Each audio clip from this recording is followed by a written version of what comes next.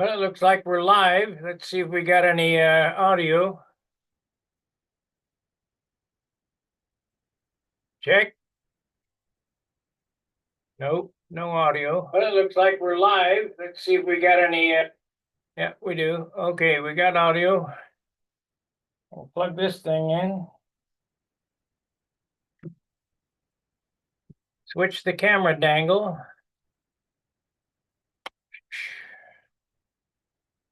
All right, now we go here. My videos. Live. And we'll turn this on. Save.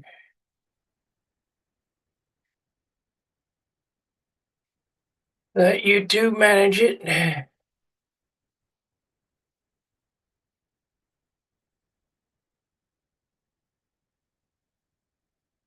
There. Save. All right, we are here. We got 15. What's that all about? 15 what? Let me shut some of these windows down. There we go. Okay.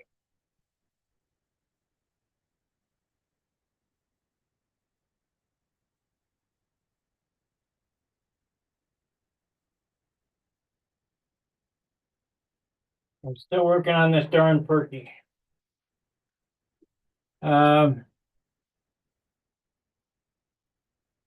Yesterday, we'll wait for some people to come in here, but yesterday I made this mold. It seems like I can't do anything one time. It didn't come out worth a darn. I'll show you here.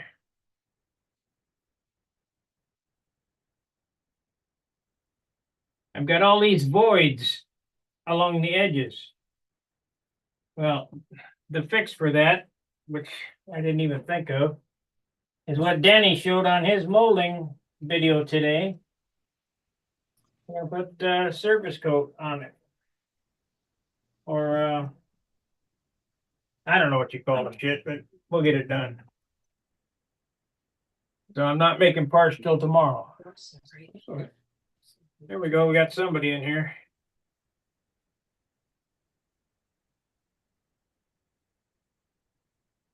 Oh, it's Bob Hunt. Hey, Bob. Hey, guy. Let's see here. Zoom. There we go. Go there. I gotta see the chat here. All right. I'm having a hell of a time with this perky getting these molds finished.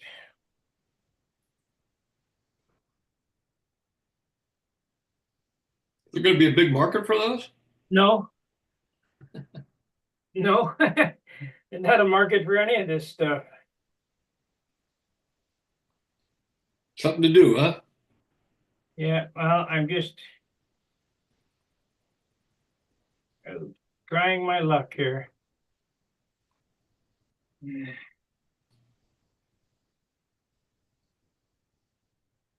How are they normally made?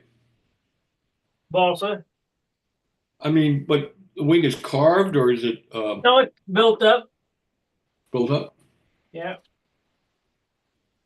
Now Jim Vagani's got one. His wing is solid. It's a solid wing covered with fiberglass.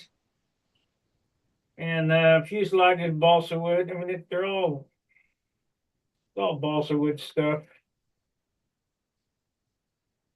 Hmm.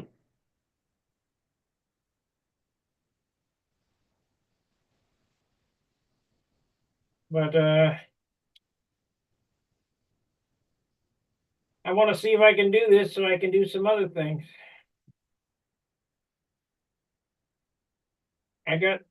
I got molds ready to go now. Except for this. This is the last mold to do. Hmm. And I've had a hell of a time with it.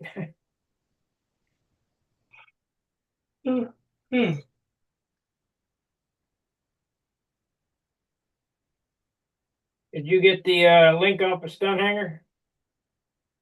The what? The link. Did you get the link off of Stunt Hangar? Yeah.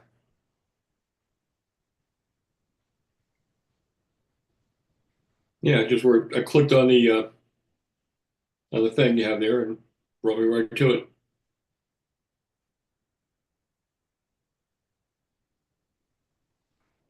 Also dust all over me. I got some advice for people who want to get into this. Forget it. Forget what? This molding business. Oh, It costs too much and it's too much of a headache. I know. Only spending money is the only hobby. yeah, it's only hobby. Well, trust me, you don't have to worry about me getting into it. I'm too old a dog to learn that new trick. Plus, I enjoy building them also wood. Paul. I do too, but getting good wood is getting harder and harder. Well, I think I got enough to get me to the finish line. So, Yeah, well, some of us ain't that lucky. hmm.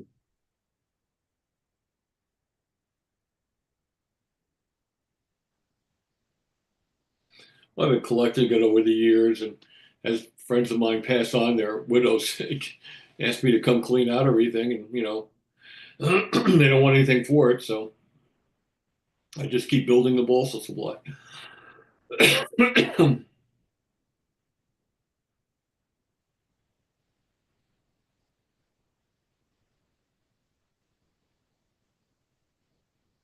If I could have got a hold of Danny before I'd have done this last mold, I would have done this.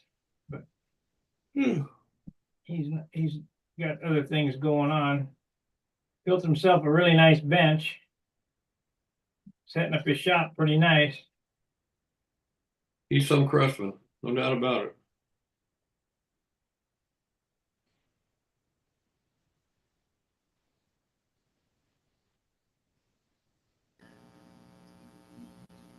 Oh, thank God. Hey, What do we got here? Oh, Carl Reed.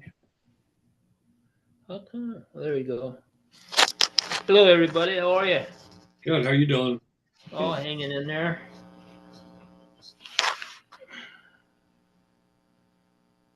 How about yourself? Yeah, well, I've been building my fanny off for the last several days. We're working real hard on a new twin, so Oh, good. yeah, it's a Is it all, fully is it sheeted all wing. is it all electric? Oh yeah, everything I do is electric. Okay, that's cool. Once So my it's wife just once it's my just a wife two. found out I could fly without getting my clothes or the car smelly, that was it. Oh, yeah, yeah. Oh, you guys don't have two cars? Oh yeah, yeah. You know, the clothes, I got more than one pair of clothes too, but if Yeah, I understand.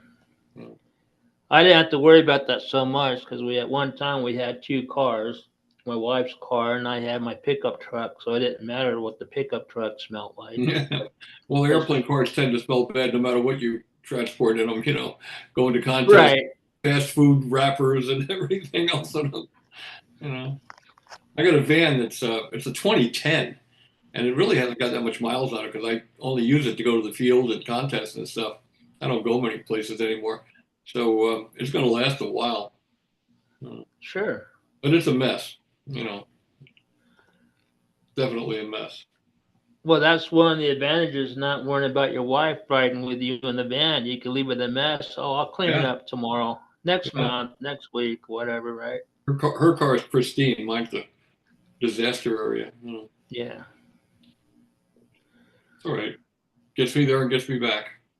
That's it. That's all that matters. I So, used to be really into cars, hot cars, and motorcycles and stuff, and now it's just a mode of transportation to get me to and from the field yeah. when I can fly. I mean, Yeah. I've had some problems lately, but feel a little better. Well, good. Nothing too serious, I hope, other than being Yeah, molded. well, it's a situation hopeless but not serious. I have really bad back and leg problems: stenosis, scoliosis, herniated discs, disintegrating discs. I got the trifecta. Yeah. Doctor told I me I was can, be in a wheelchair by 2020. He told me in 2015 I'll be in a wheelchair by 2020. So I beat it by 5 years. So let's see if I can yeah. continue to beat it. You know? Now I can relate to you a little bit because I got arthritis running rampant through my lower back and hips, and some days I just can't walk hardly. Yep. How old are you? Um, I'll be 69 and I'm 68 now. I'll be 69 next month. Wow, you're just a kid. Yeah, but that's related to all the hard labor I did over the years, you know. Yeah. Well, I Putting broke in, my back in the service back in '68, and I've had problems ever since. So. yeah.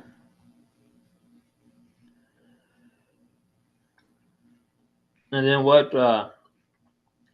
really set my problem is I was working in a ditch about 3 feet below grade, cleaning out the mud and the dirt and stuff to get to the pipe and make a material list. And I had another helper. I would lift the buckets of mud to him, and he would go dump them for me. And then I was done, and I got out of the ditch and took one step, and my lower back just froze up. And they said I hyperextended my back somehow. And ever since that happened, I've never been the same. So. It's funny when we get to a certain age, the first 20 minutes of every conversation is about our health issues. Yeah. Yeah. Anyway. So how close is it for your twin to be done? Well, I finished putting the tips on the wing today and sanding those in, the lead out guide and everything. It's a fully sheeted, built up wing. I'll show some pictures of it later. Sure. I got the nacelle sides and made with the doublers on. I got the stabbing elevator are done. A few sides are cut out, and the mold curve into the nose. I always mold that. Those are done. So it's coming along. Hi, Gary. Hi. Good. It's gonna probably take me a couple of weeks to get it all in one piece. I'm trying not to rush it. I've gotten to the point now where I used to not rush, but the building process was almost like I was impatient, and Yeah. and now I'm savoring it because it's really the main part of my hobby now is building. So I really am starting to enjoy the process and just really take my time, put tools away, Yeah. do everything by the book and make it look good. So I'm getting a lot of pleasure out of just building. And do you find yourself getting things done quicker without rushing yourself? Yeah, it's funny because when you don't rush, you actually get more done quicker. You're right. Yeah. Because I read an article many years ago in a motocross magazine when I was really into dirt bikes. Slow is And fast. the article, the person that was writing the article was saying, slow down and let me teach you how to go faster. Yep, slow is fast. That's the old racing term. Yeah. So, Yep. yeah, I find myself the same way that, for so many years, you're always working on the time clock. And when you're doing a repair business, you're always practically running back and forth to the truck so you can get the job done as quick as you can so the customer doesn't complain that you take too long, and then when you do a new construction, it's the same thing basically. So I have learned that now that I've slowed down, like you said, I can not only do I get things done faster and more organized, I can think more clearly. Yeah. So, Yeah. I'm retired now, and you don't have other things on your mind. Things you think, well, I should be doing this, I should be doing that, and now after a while, you just kind of relax into it, and you enjoy the process. And the other day, a friend of mine was over building his airplane in my shop. He was working on his, and I was working on mine. We started at 8 o'clock in the morning, and I left the shop at 11 o'clock at night. oh wow. Yeah, that was a long day. Yeah, but that's because you wanted to do that, not because he had to, right? Yeah, I was having too much fun, you know. Yeah. So, yeah, it was good. We'll see how long that can go. My back is. I had bilateral epidural shots just recently of Ooh. cortisone got to the discs, and it Yeah. shrunk the disc, and now the pain is manageable for the first time in 8 months or so. Over the winter, I just vegged. I didn't do anything. Yeah. I was a veg. I just sat in the chair and was very depressed. And then when I got the epidurals, so they kicked in, I could do some stuff. That was a problem. Yeah. Is I'm tending to overdo it now. Yeah. Well, when you get in that situation you just described, pick up your guitar and start writing songs. You don't have to stand to play your guitar, do you? That's true. Yeah, I just got a new guitar too. Well, there you go. So, I talked myself into buying a pedal steel guitar because I always wanted to play it, but I decided not to. Hold on a Yeah. second. Excuse me. Oh, it's my brother-in-law.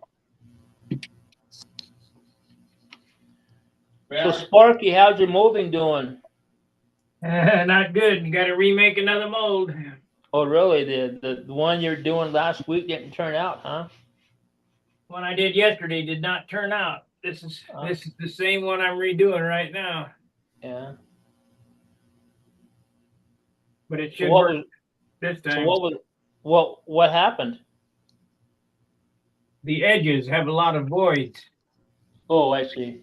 When I take this out of the mold, I don't want to sand. I mean, I could make this work. I could sand on them and all that. I want to take them out, deflash them, and glue them together, and that's it. Yeah, yeah. That's understandable.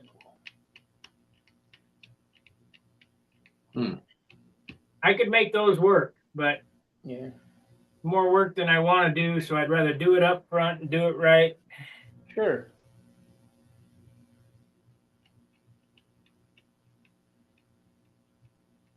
Now, last Monday you were making the molds, right?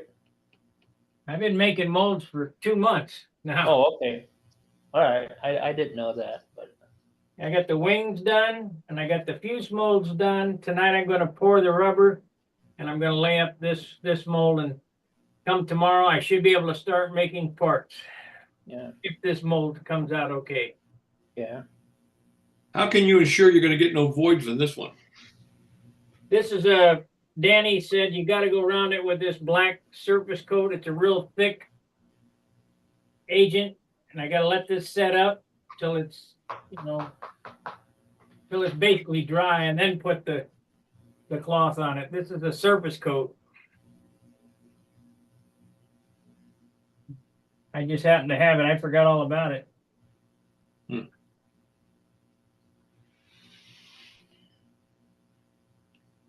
So I basically went around this thing and painted all the edges. And when that sets up, then we'll pull the glass down on a vacuum, the carbon and glass. We'll have a good surface. And trust me, anybody knows anything about carbon fiber, it's Danny, so I'll trust him.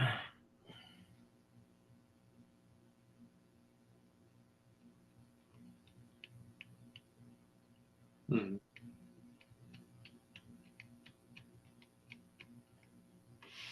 So that twin, is that the only thing you're building right at the moment, Dennis? Well, I got 3 twins on the board. Oh, okay. Yeah. One's a very high aspect ratio twin. It's 7-to-1. It's a 63-inch wingspan with a 9 1/8 inch average chord, including the flaps. Yeah. It's like a sailplane. That's going to be kind of like Dennis Adamison's Eclipse was years ago. Very high. I love that airplane. Not all airplanes, but a number of them. I really like the high aspect ratio, except for the fact in turbulence, the amount of roll you get looks worse because the wings are longer. So Yeah. a given amount of angle of roll, the wingtips are actually moving more inches, and it looks worse. Yeah. But I think my rationale is that with the twin, with all the thrust, it'll make it more steady. Having the motors out on the wing. Sure. We're going to see. Yeah.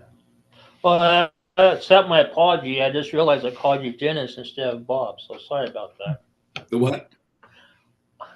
I thought I called you by the name of Dennis instead of Bob Oh, that's all right. a Call me few anything you want. seconds ago. So You can call me anything you want except late for dinner. exactly. That's the point of worrying about that stuff. Yeah. So when is the tri-motor and the quad motor coming out? Well, quad motor, Walker's got that covered. Yeah, it's a brand new B17. I'm sure you've seen pictures of it. It is gorgeous. Yeah. I mean, it is beautiful. And he's got me beat. I'm not going to go any more than twins. You need a third motor right on the nose where the originally goes. It defeats the purpose for me. I'm trying to get away from spiral airflow around the fuselage and hitting the vertical fin, causing a weather vane effect. And putting the motors out on the wing far enough negates that, and you can counter rotate the props, and all the forces cancel. You know, P factor and GP and all that stuff are canceled, and you get more thrust. I don't like spinning. I don't like spinning spiral air around the fuselage.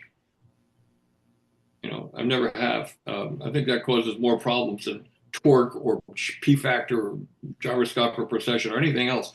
I think it's spiral airflow. And there was a book out years ago by Frank Zayek called Spiral Airflow. And my dad worked at Eastern Aircraft during the war. He was the chief troubleshooting engineer. And they had a problem with the prop governors on the FM2 Wildcat. So they called him, and he propped one up in flying position at night, and they took strobe photography. They wanted to see if the propeller blades were cavitating, and they wanted to see what was going on. So they spun it up, but it started to snow. And in strobe photography, you could see the snow was picked up and spiraled around the fuselage, hitting the vertical fin on the left-hand side, causing it to push the nose to the left. You know, pushes the fin outward, pushes the nose to the left. And that's exactly what we're getting in a standard rotation propeller, a glow engine. You're getting spiral airflow and a rolling effect, and you're also getting a yaw effect. You're getting a right roll, left yaw component. And the twin negates all that. So that's my story, and I'm sticking to it. To it, yeah. But right now though, it's just a theory though that you're gonna prove. No, I've been flying twins for Oh, okay. a number of years. Since 2015, 2014. Okay. And I think they fly better than anything I've ever flown. You know, I'm real happy with them. I got a number of them now. Yeah. But I got 3 more coming down the pike. So, you know, I just sold my Crossfire. I needed room in the shop. I had a rack, and rack's filled, and I needed some space, so I sold my Crossfire, and I might sell another one. Get rid of my single engine airplanes. I'll keep the Genesis, the 2 Genesis I have. They're just for nostalgia, you know. Sure. So. Can't fly them all. And you know, I have a theory that airplanes should be flown, and if you can't go out and fly them, find somebody who can. You know. Yeah. Okay. Yeah. Isn't that what we do when we get too old to fly? Yeah. I'll keep a couple, you know, to the finish line just because of nostalgia. But yeah, I don't get too attached to airplanes, emotionally attached. Although I am attached to a couple of these twins now, they really fly well. But you know, if you're a competitive flyer, like I was most of my career, you got to look at your airplane as if you could replace it in 3 minutes for a nickel, because otherwise you're not going to go out in heavy winds and drive it down where it needs to go to win. You right. got to divorce yourself from the work you put in, the cost you put in, and you know how much you like the airplane. You just got to look at it like it's a tool. You know, you can replace it. Yeah. I guess that's what these stock car racers and these Indy 500 drivers go through. You know, I like this car. I spent a lot of hours on it, but I'm here to race and win. So whatever happens, happens, right? Exactly, it's a tool for a purpose. Now, you know, if you're sport flying or you know just for fun, you know, then you can you know, you can certainly get attached to the airplane. I mean, I can Sure. see that. But for competition, it's a whole different thing. You got to, if your goal is competition, you got to focus on what makes you successful, and that is a tool that you can look at as indispensable, you know, you can it's expendable. You know, if something happens, Right. so you get another one, you go fly. And I'm past the point of being a top competitor anymore. And it's fine with me. I'm having I'm kind of a sparring partner now for Mikey Palco and Joe Daly on the East Coast here, and I get by them every now and then. I'll win a couple here and there, but I look at my job right now is to help those guys get to the top. It's more important to me. Doesn't mean I'm not going to try to beat them. Right.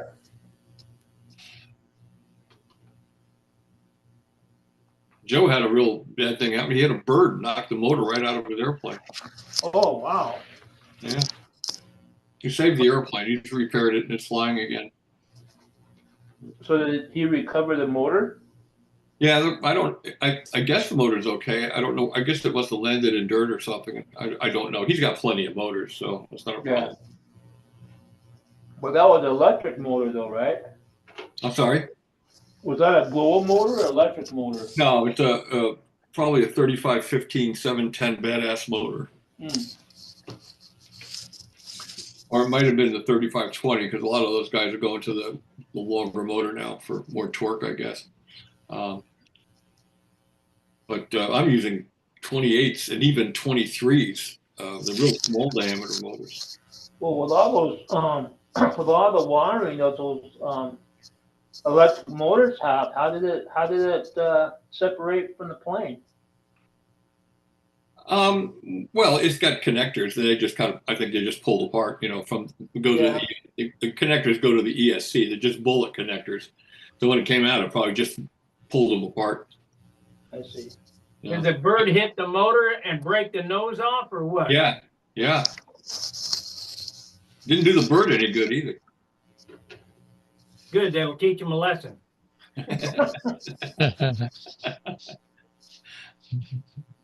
There's a lot of birds over there in Flushing Meadows. It's right on the it's right next to LaGuardia Airport, and it's that's a bay, and there's seagulls and all kinds of stuff.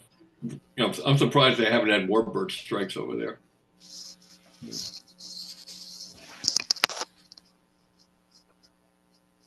We were flying over there 3 years ago, at the Gene Schaefer Memorial Contest. And I was last up, and they were having the U.S. Open tennis was right there too. It's just like a mile and a half away. And the cops came over, and somebody had taken a drone, and they flew it over the tennis courts. And of course, cops don't know from control line to drones or radio. They don't make any distinctions. They came over there and threatened to arrest me if I flew my airplane. And I was due to fly my last flight. It happened to be the winning flight. And I said to the judges, I said, now I'm going to go ahead and fly. I said, but will you guys bail me out? And they didn't arrest us. You can only get from this handle to there, 60 foot. It's hard to buzz an airplane with that. Well, they don't use logic. They don't think. They're just told that there's a drones around. So anything flying that's not carrying a person to them is a drone. And well, did you try to explain it to them? We tried to, and they were like, nothing can, no, nothing, no flying, nothing. And they put a sign up even, it said no flying. And, I was, at the time, Joe had gotten by me in that round, and I had, a chance to beat him, which I did. But it was one of those deals where throughout the whole flight, I'm thinking, well, this is Poland again. I'm going to get arrested again, Again? I got arrested in Poland at gunpoint. For what? It's a long story. What was it? Well, was it you were flying or? Well, taking pictures. What's that? Taking pictures. Yeah. Well, we went over there early, a week early, thinking we could practice on the official site, but they wouldn't let us practice on the official site until the official practice day, where you get like 20 minutes. And so we decided, without telling our team manager, to hop in the Vanagon we had there, and Billy and Les and Win Paul and myself and Dave Elias, we kind of went searching outside of town. Now, this is in communist country at the time, looking for a place to fly. And we saw this Jantar sailplane, that's a Jantar tow plane for sailplanes, flying around and pulling up gliders. And we figured, well, over there's gliders, there's got to be an airport, probably a private airport.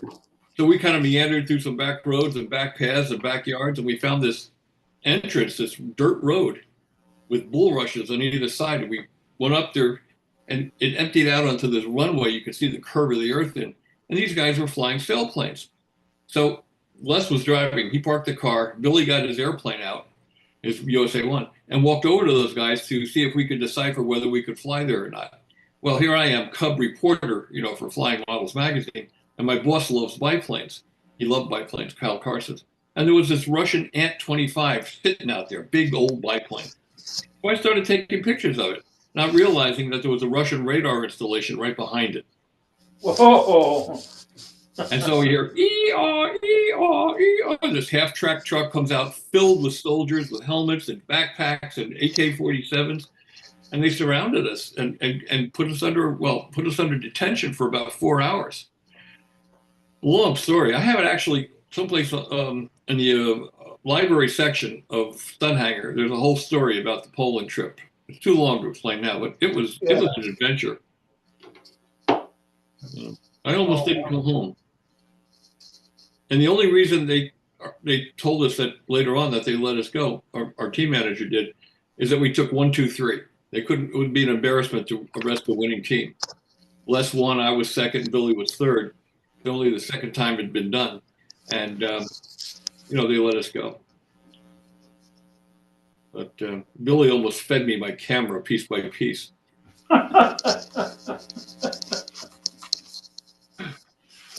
Wow. They bugged our rooms. It was something like out of Spy versus Counter Spy out of Mad Magazine. Yeah. Well, that's serious at the time, though. The State Department got involved in it. Our State Department got involved. Oh, really? Wow. Absolutely. They were talking prisoner exchange and everything else, Oh, really good. Well, you got to remember, that was 1980, and we had boycotted the Olympics. America boycotted the Olympics, which were in a communist country. I forgot which one. And they were mad at us already. And our State Department even said, don't go. And we went anyway. So it's our own stupid fault, So. Yeah. But we were young and stupid. Now we're old and stupid.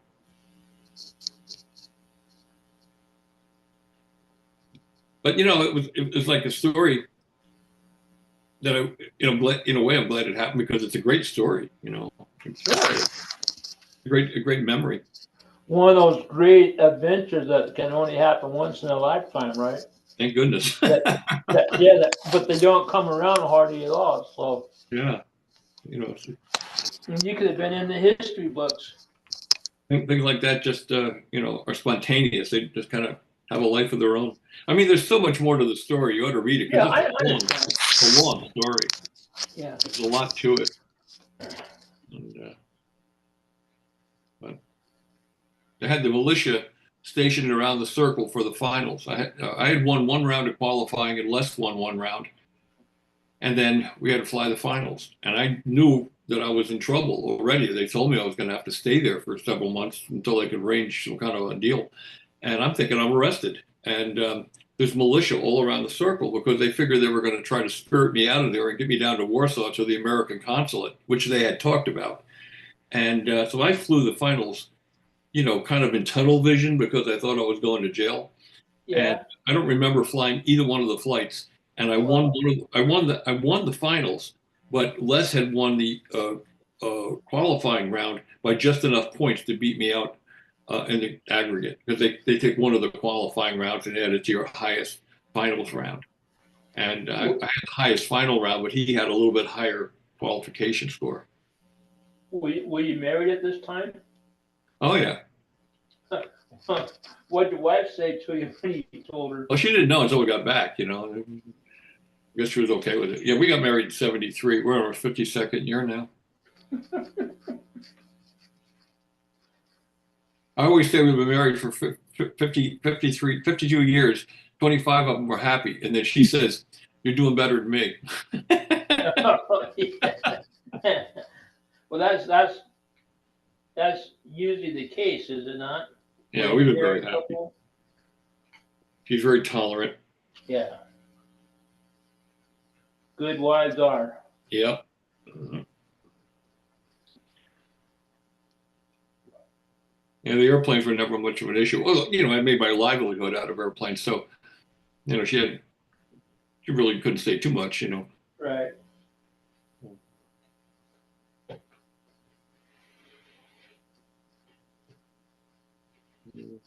Right. Not many people coming in tonight, huh? I don't know.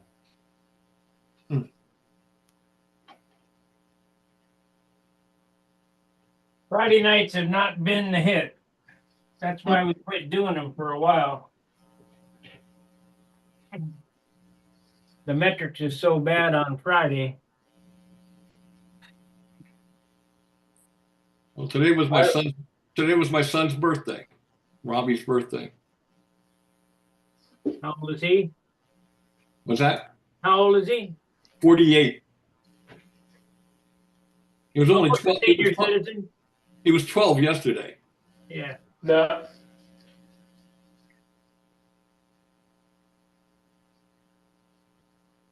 Yeah, I don't know how that happened. I would think that Friday night would be the popular night instead of Monday, but Yeah, because you have all Saturday morning to rest if you stay up late. yeah. And Monday you usually got, if you're still working, you usually got so much stuff to do that sometimes you can't get on. But Yeah. Well, let me see. I'll got nothing else to do. I'll show you some pictures of that. Hold on. I gotta load them. I gotta make a phone call. I'll be right back. Okay. yeah, I'll be back too.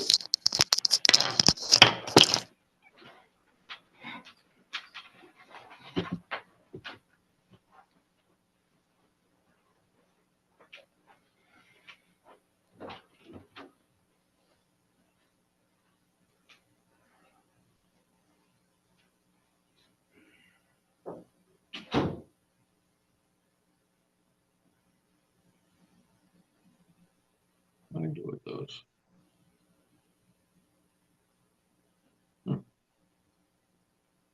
I don't know what I did with them.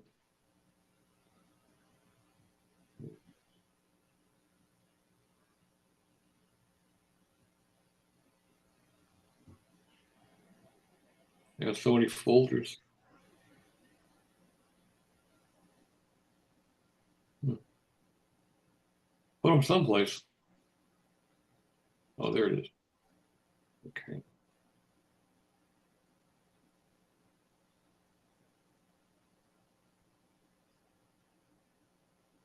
Let's see if I can load a bunch of these up.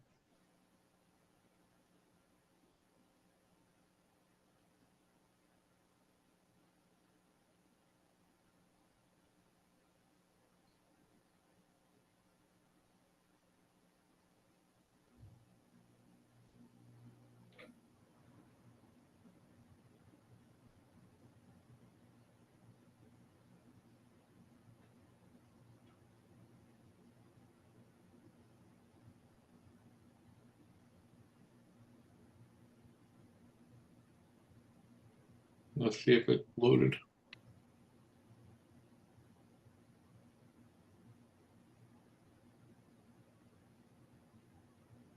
No, it didn't load. Well, that's weird.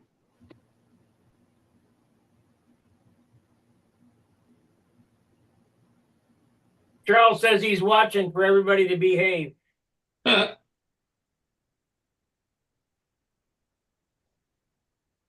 right. There's if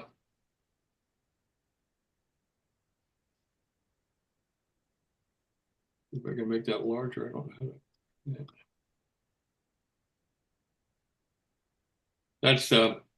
That's showing now. Yeah. That's the fully sheeted built-up wing with the bottom skins on.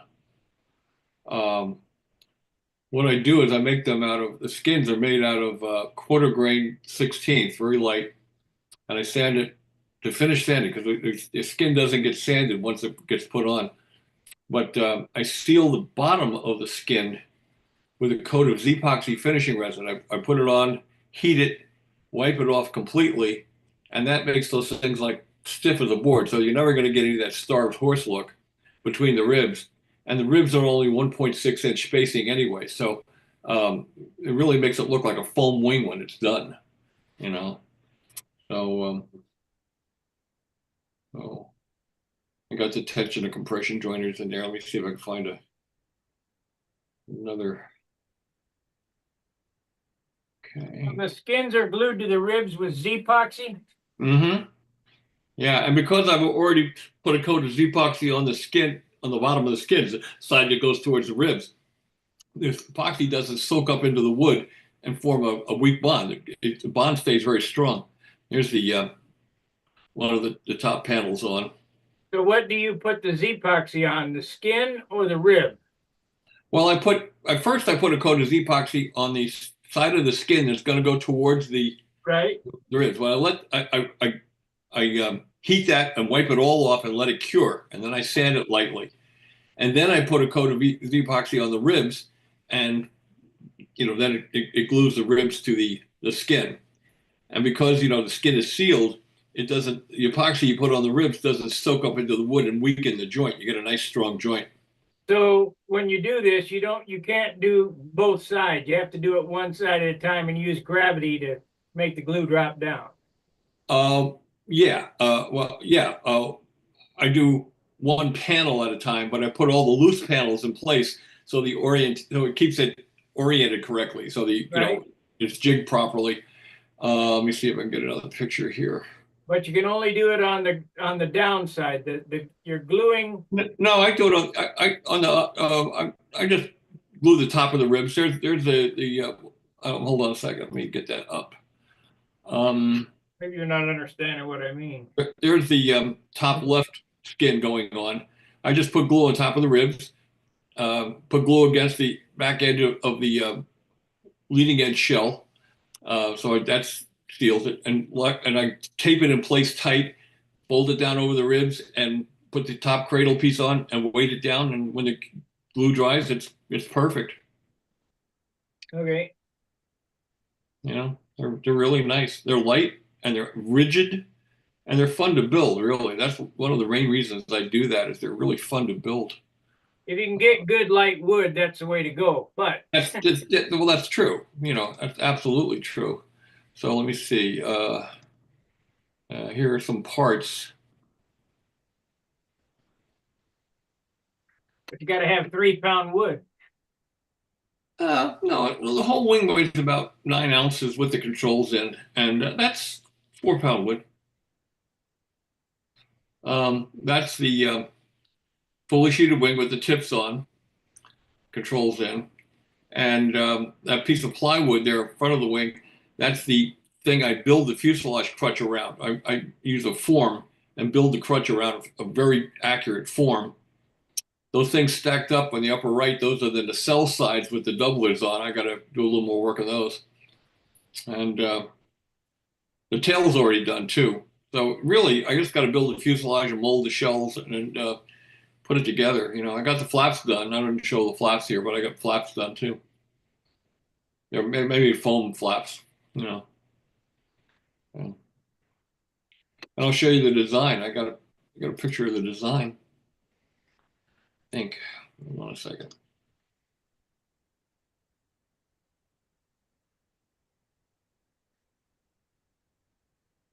That's the design. And what's this called? The Crossfire Super or what? Now, this is called Perpetual Change. Yeah. Remember the Yes song, Perpetual Change? No, I don't remember it. Not a Yes fan. I'm a big Yes fan. Um, yeah, well, that's the nacelle, drawing on the lower part there.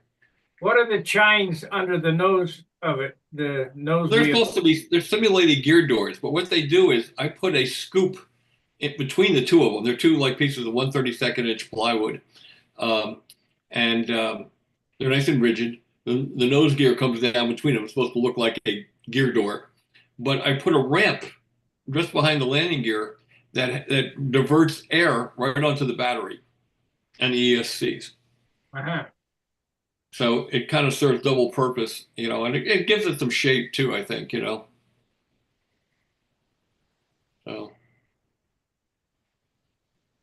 that's going to be a big top shell, huh? Yeah. Is it a big airplane or? About 650, 660, someplace in there. Not that big. The length of it's 48 inches? The wingspan? No, the fuselage length, 48. 40, about 46 inches. It's not quite as long as the other ones were. I find that when you shorten them up, they look like they turn corners better. Yeah, definitely. What's the tail moment? Or the tail? 18 inches. Yeah. So, And the nose moment doesn't matter because your motors are back on the leading edge. Or yeah, they're back close. I've shortened up the nacelles. Every airplane I build now, I've been shortening nacelles and getting better performance. I may even shorten these a bit more. I'm kind of on the fence about it.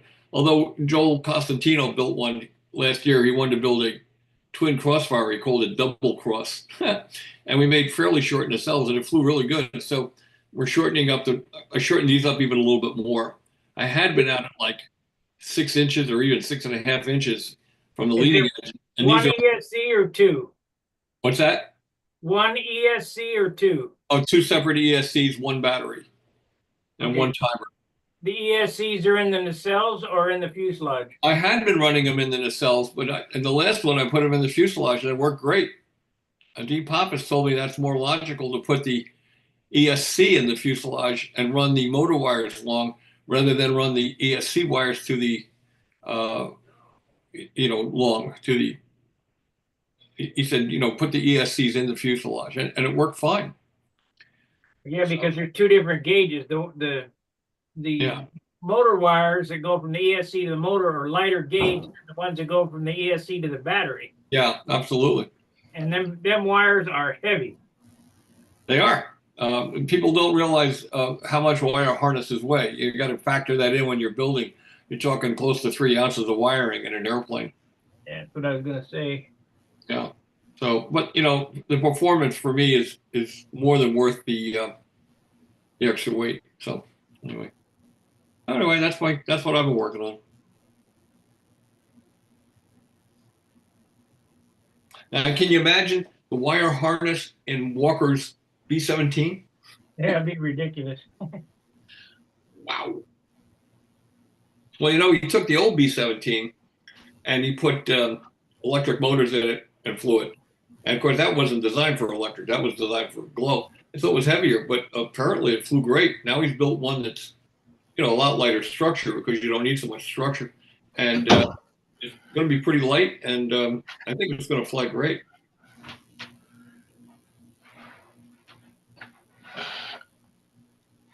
I told him I wanted to build a B-29, but he said he had thought about that. But when he scaled it up to look, he said you have no idea how long high aspect ratio that thing is and how long the wings would have to be to make it look right. So we both kind of gave up that idea.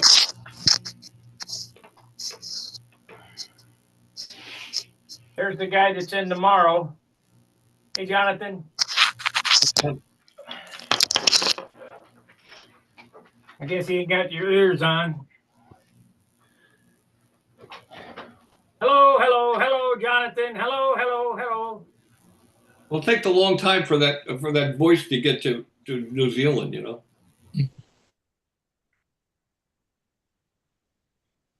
Can't hear you. Hello.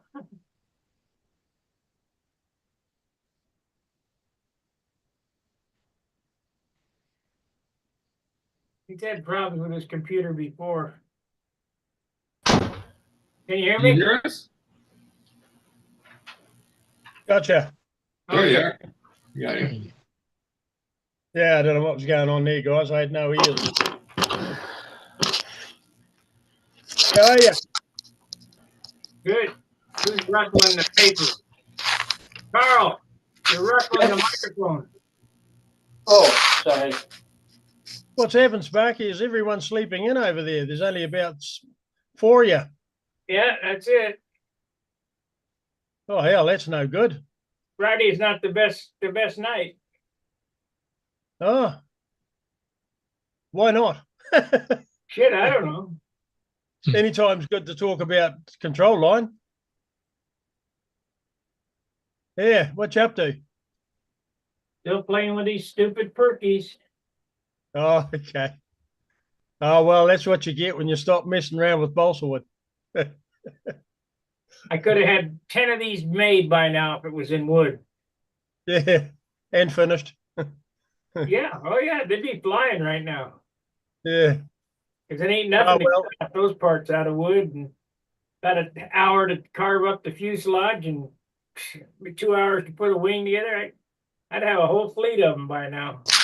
Probably less expensive too, huh? Probably what? Less expensive. Yeah, no doubt. When you finish Perky, you'll be able to sell that mold for about $1 million, eh? That's about what it's worth. All the time you put into it. Yeah, 2 months worth. Yeah. Oh well, there'll be a resurgence one day.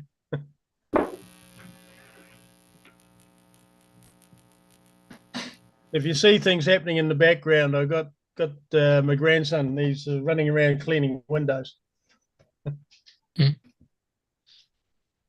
And how you going, Gary? Very good. Mm. Look Somehow like you I haven't got since the locked last out time I here. saw you last week. There we are. And there's Rob. Been doing any flying, Rob? No, mostly building. I'm building. You just missed it. I was showing Gary and Sparky. Carl had stepped out. I was showing them pieces of my new twin. I'll show them again here. You guys. Okay.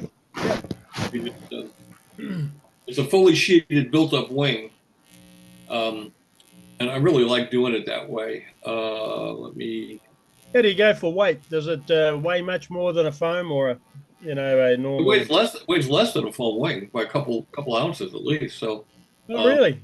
Oh yeah, yeah. Hell of a lot stronger too, wouldn't it be? And I don't know if they're stronger or not. Certainly as strong. There's no. Well, here's the base wing. I'll go back and show these again. Here's the wing with one set of skins. The bottom skins are on. okay. And what thickness are you putting on that? Is that 16th on the outside? It's quarter grain, 4 pounds 16. Over the years, when I was covering foam wings, commercially, I would order wood 500, 600, 700 pieces at a time, and then I grade it when it came in. So I had to get something out of it. So every time I ran across a piece of 4 pounds quarter grain, it went in the Bob Hunt pile.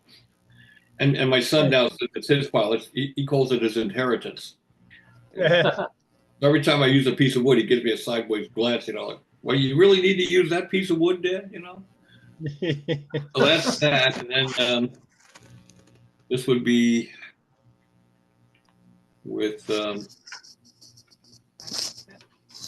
what sort of glue are you using to glue the sheet? Z-epoxy finishing resin. It works Epoxy great. finishing resin. Yeah. Epoxy resin. Very light. Why do you use that rather than white aliphatic? I think the way we do it, it's lighter than the aliphatic resin. Oh, okay. The aliphatic resin is also got moisture in it, and it will swell the wood in places. I don't like to do that. I found the finish very, very, very easy to use, and it just matters. What I'm telling Sparky and Gary before, first thing I do, if you notice, there's a patina on the bottom skin facing up. It looks a little darker. Yeah. That's because Yep. I sand them, finish sand them top and bottom, and I vacuum them. Once I put them on, there's no more sanding done on the wing except where it joins to the shell, the leading edge shell. And that's over a platen spar, which is like a platen, so you don't put a flat spot in the wing.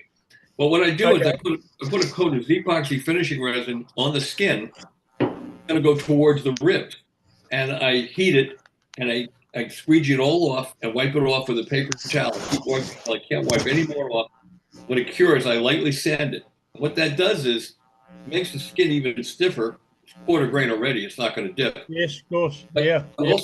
also, when you put the epoxy on the ribs to glue it to the skin, the epoxy won't soak up into the skin and form a weak bond. Yeah. So, it's been a process of learning over the last several years how to do this. So that's that. And then, Do you dope the wood before you epoxy it, or did you just put the epoxy straight into the raw wood? yeah, I just put it right on the wood. You can use when I'm skinning wings. I actually take some hairspray, the cheapest hairspray you can get, which is like a cheap lacquer, and you Yes, spray it is. because that seals the wood. It's lighter than epoxy, and you got to get the unscented stuff. Otherwise, your airplane smells like a French, you know what. So, Okay. and here's the pressing the skin, the inside top skin down. Danny wants a set of plans for the bricks with a foam around it. Set of plans? Yeah. Plans for those? He'll be in to tell you about it here in a second. All right. Everybody likes some foam bricks. And here's the parts, some of the parts for the airplane. I got more than this. But there's the wing completed with the tips on and everything, a few sides, and that pile of stuff up there in the upper right is the nacelle sides with the doublers on. I still got to trim those. And that piece of plywood is the plate that I build the crutch around. I actually make a crutch plate that's the same shape as the inside of the fuselage. And at each former station, I measure it with a vernier and put that number down. And I set the vernier, and that's how I cut the formers. The formers slide right down in perfectly. When you clamp the sides to this plate, Right. you can go 10 in a row, and they'll all sit perfectly one on top of another. Okay. I got a how-to manual for that. If anybody wants it, it's free. It's a PDF thing I can send out. It's got 270 photos. Yeah. So that's that. I'll send you a personal message. Yeah. And this is what the airplane's going to look like. This is a drawing of what it's going to look like. Oh, nice. Oh, it actually looks like an airplane. Yeah, it's got the nacelle. The lower right there is the nacelle. There's two of those, obviously, and that's very, very attractive. Yeah, nice. It's kind of like a blend between a military look and a private twin, almost like like the RV series or something. This is like maybe if they made a twin, it would look like this. Yeah, got something about the Iramachi about it too. The Iramachi. Yeah, it's kind of European looking in a way. Yeah, when we used to have an air force before we had a socialist government who didn't believe in war, we used to have a whole heap of those Iramachis. They were a beautiful little aircraft, very similar. Yeah, look at that. I like the big canopies. I just it turned me on. So Nice, yeah, very nice. The whole thing. Is that your own design? Yeah, oh yeah. I do all my own design. That's great. That's one of 3 new airplanes, all different designs. Yeah. That one's called Perpetual Change. If anybody here is a Yes fan, the rock group Yes, they did a song called Perpetual Change, and I thought that was apropos. And the other one, the high aspect ratio 7-to-1 aspect ratio, that's called Parable. And I haven't really figured out what the name of the third one's going to be yet. And that's all electric power, isn't it? Yeah, they're all electric. Yeah, yeah. It could The be only way to IC. do a twin. The only way to do a twin. Yeah, Getting one glow engine to run consistently is like a nightmare for me anyway. yeah, And getting two of them to run perfect every time. The only guy I ever saw get close to doing it was Gordy Delaney with his Pathfinder profile. That thing flew great. And he always got the engines to run right. I don't know how he did it. yeah, yeah. But the electrics run, and of course you can counter rotate the electrics. So you're negating Yes. all, P factor and what stuff, You were it saying the other day, I noticed you were talking about you've got the props going that way, and then you've had them going that way and that way, yeah. and you think they made a lot of difference. But is that true or not? I tell you the Was there- truth. I mean, I'm really truthful. I only did two permutations. I did the top of the props turning towards the canopy, Yeah. right? And then I did both of them tops of the props turning towards the pilot. And I flew the Nationals in 2015 that way. I didn't notice any difference, Okay. to be honest about it. I wish I could tell you, oh yeah, there's a huge difference, but I didn't do them with the tops turning away from the canopy like the P-38 is. The P-38 Yeah. Lightning, when they first Yeah. built it, they had the tops of the props turning towards the canopy, and they almost crashed the airplane. It was almost unflyable. And then they switched the engines because they had different crankshafts in them, and then it flew great. But if you ever watch Wings on TV on History Channel, they're landing during World War II, and they're spinning down. You can see the props turning away from the canopy. Yes. Okay. Yeah, Amazing, isn't it? it's neat. Yeah, I should try that. Something in the harmonics or in the dynamics going on. Downwash on the stabilizer. I think that's what it was. Oh, okay. Yeah. Yeah. Oh, that's very good. Thank And you. of course, you can get those electric engines to run both ways, can't you? Electric motors, yeah, absolutely. All you Yeah. got to do is switch any two wires. Yeah. When you go to the field, if you have four props, you have two lefts, two rights, you can then, in one day, try all four permutations. You can try all four different ways, You got to be careful to make sure you get the rotations right, but Yeah. you can do it. So when I built the first one, Howard Rush sent me a whole thing. So don't screw up. So he sent me a whole thing about what I knew what I was all for, Yeah. but he sent me a little chart about it and said, now, don't mess up. Don't you miss all the nice sound and the roar and the smoke and the No, smell of the fuel no. and greasy No. hands and all. Don't miss it at all. I love electric. And then you get to lovingly clean your plane down at the end of it if you've still got one. And your clothes that your wife gets mad at, your car, the smell in your car, vibration cracks all over the airplane. None of it's all gone. Well, I was just gonna say, you miss it. It's your wife that doesn't miss it, correct? I don't miss it at all. I don't miss it at all. The performance is so, to my way of thinking, is so superior, especially with the twin, that I'm never going to go back to glow again, ever. No, So everything glow in the house is all gone. dear. But having said that, I have no problem with other people doing it. I mean, but when we first saw the advantage to this, Robbie said to me, he said, my son, he said, Dad, I hope they outlaw electric for everybody except you and me. How's it work out cost wise, for an electric setup? I mean, compared to cheaper than a competition glower. If you're talking PA 75, it's like $500 or $600 now.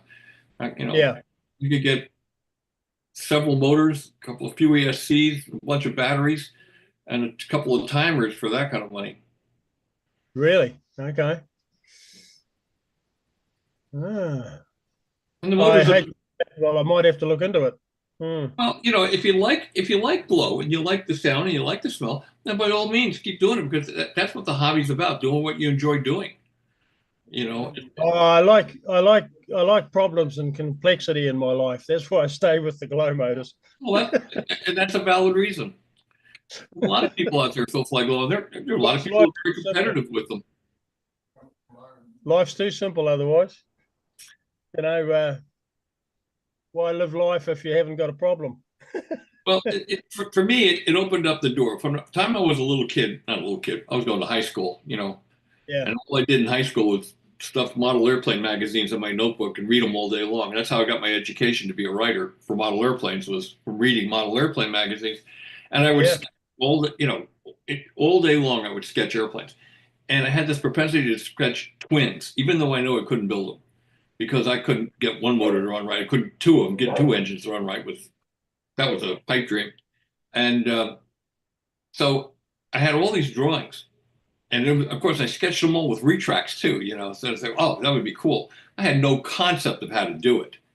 And then when electric came along, I went, I can do this now, Yeah. But now I got like one, two, three, four finished ones and three more on the boards. Oh, yeah. Yeah. Well, you get Well, the they- bug when you're young, don't you? I got it when I was young, and I used to. I think I first picked up a stick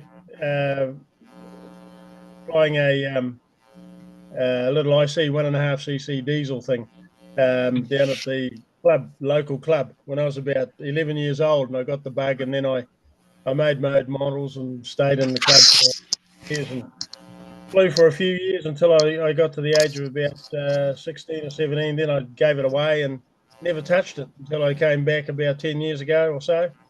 And it's like riding a bike. It's a feeling you get. You pick it up when you're young, like any bug, I suppose, like fishing or anything, any other. You pick, yeah, you come back to it. Don't you wish you could go back to those days that were simpler and you just had fun doing it?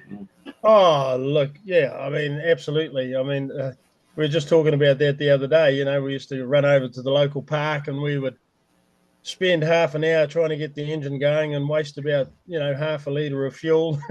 It'd be all over the ground trying to get these bloody diesels to go, mainly in those days. And they were mainly pommy diesels, AMs and DCs and stuff like that. And pretty rubbish, actually, most of the time. But anyway, we'd get them going and we'd have a fly and crash, and then go home after about 4 hours, wasting a whole lot of fuel and getting in a couple of flights and going home with a bunch of bits and think that was a good day's flying. Yeah, Oh, it was fun. yeah. Building a new airplane every week. I went through that. I built a new airplane to go to my club field every week. I had this one set of ribs, the template, and I could cut ribs out and build airplanes in like 2 days, And Yeah. every week I came with a new airplane, And these were mostly like combat ships. I flew a lot of combat before I flew stuff. Yeah.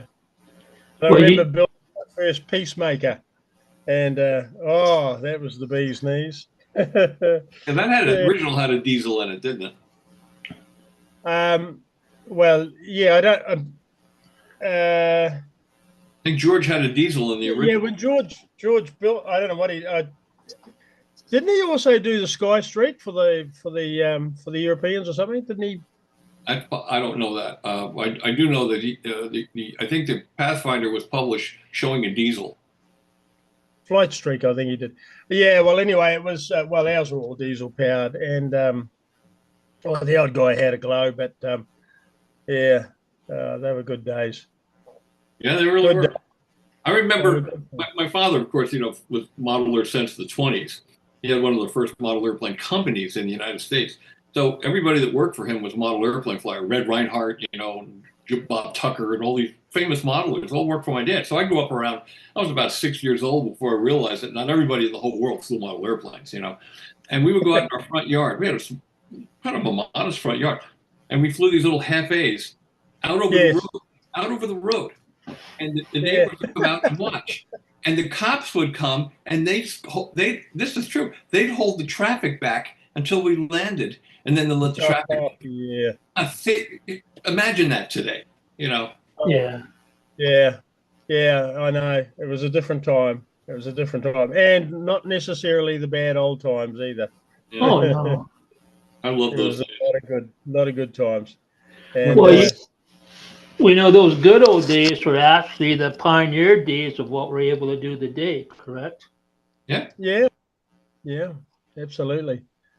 I mean, those were the days when we were sitting, just listening to a bit of stuff about the Voyager going out in the 70s, and how the technology that went into that in those days, it probably got less computing power than your wristwatch, and the damn thing's still going, and the Concorde was flying, we were going to the moon and all that kind of stuff, and you kind of think, well, what's the progress we have now? We've got a computing power, and maybe in some medicines and things like that, but we're not doing bold stuff anymore. We're not technologically, we're not doing groundbreaking, earth-shattering stuff anymore. Plus too much money. Only the military, aviation part of the military are doing crazy stuff. So Yeah, but average people, it Exactly. doesn't like they have, because things got so technological that average person can't do something with their hands anymore and have it be successful. Everything's got to be Yeah. electronic now and high tech and molding parts for racing airplanes. I was watching a video the other night on Indianapolis. All those car bodies were hand formed. They looked like fiberglass, but they were all hand formed out of sheet metal. Wow. Yeah, they were. That's right. Yeah. Them guys Yeah. were craftsmen to the bone. Yeah. Well, Yes, there are still craftsmen out there. They're still craftsmen. yeah. But a lot of the technology is now, CNC and 3D printing and all that stuff, which is fine. I mean, listen, it's the way of the future, I guess they say. Howard Hughes used to say. But I still like doing things with my hand. That's why I like building in balsa wood. Yeah. Wish more people would do it. Well, it's a different set of values and everything, I guess. Yeah. You were comparing glow motors to electric motors and whatnot. The thing is when you want to go out and fly, you don't want to spend 3/4 of your day with a problem child trying to figure out why a motor doesn't run, and then you want to get maybe 20 minutes of flying time versus with electric, you don't have any of that problem. Some people enjoy that part of it. They enjoy the troubleshooting, and that's fine. There's nothing wrong with that. Yeah. If that's how they get their kicks, that's fine. Sure. I want to go and fly. There's a field quarter mile that direction, quarter mile. We've flown there for years, and then we couldn't fly below there anymore because the houses were around it. I can go there now at 6 o'clock in the morning, surrounded by other houses, fly electric. Nobody even knows I'm there. Right. Yeah. Yeah. I think somebody was saying the other day, it was like motor mowers in our day. You could hear all the motor mowers going, and then in the afternoon you could hear all the airplanes. You could hear all the radio controls going. The control line flyers going. Kids out there in the park with Cox baby bees, mainly those plastic things. Yeah, remember that going outside the house and listening, and you get on your bike and you go find the note. There's so many people flying cafes and things. You could always find somebody flying an airplane. Well, that's the downside to electric. You could be flying and no one's going to hear you from that distance, so they won't know you're there and they won't come over and join in. So there are some downsides. Yeah, but there again, that could be an upside for some people. So some people don't want people coming around and watching them. They just want to spend the day by themselves. We should want people to come around. I know, but I'm just saying. Has an interest. We should cultivate the interest. Right. Yeah. Some people are that way. That's all I'm saying. I'm a proponent of the each one teach one thing. So I think we should have a booklet with us with our name and email address and phone number on it. And anybody who shows any interest whatsoever when you're flying, give them a book right away. And then maybe even have an airplane in the car that's ready to fly, that you can give them a visceral experience, get their hand in the handle. Because unless you get your hand in the handle and feel the life of the airplane at the end of the lines, you don't get control line. You only get it when you get it, Yeah, we've done that a few times. We normally carry an airplane or have one nearby that's suitable for that. And we've got a number of kids, just the joy on their faces when they grab hold of that stick, and you can see them going round and round, and oh boy, and the parents. You got to be careful today, especially over here. If kids, you can't. You used to be able to take a kid who came out to watch and take him out to the center of the circle, put the end on his shoulder, and fly. You do that now, you get arrested. Yeah. So the best you could do is give the kid a booklet and say, look, take this home to your parents, and tell them that I'm going to give me a call. I'll meet you at the field. bring your parents. We'll teach them to fly too, and then you Yeah. can do it. Certainly, anybody that's over the age of consent, you can take out to the circle and teach them to fly. But Yeah. you got to be careful with kids. You don't want to get arrested. You know. Oh no, you'd only do it if the parents are there. Otherwise, they go home and say, "Mummy, there's some grubby old man up at the park. Wanted me to go flying with him." Oh dear. There's no easy answer to the problem, but it'll be it. Yeah. The only thing different with electric is the kid could go home and he'd say, "Well, he didn't smell funny though, but the other one did because he was using glow fuel." Well, again, some people like that, and that's fine. You know, Yeah. as a friend of mine once said, there's room for everybody in the hobby. Oh yeah, yeah. Hey, speaking of which, I've got to go somewhere. I'll be back in a minute. Be good. Mark Gerber's coming in. Hi, Mark. Hey, Bob. Hey, everybody. We get a Bearcat update. It finished?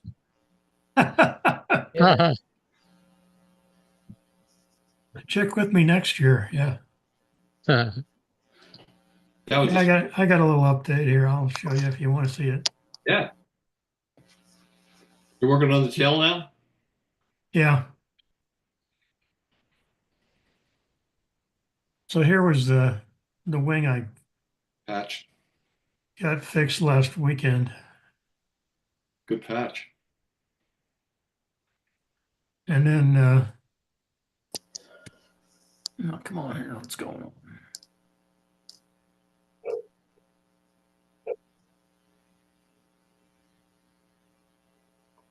Trying to get it to advance here. There you go.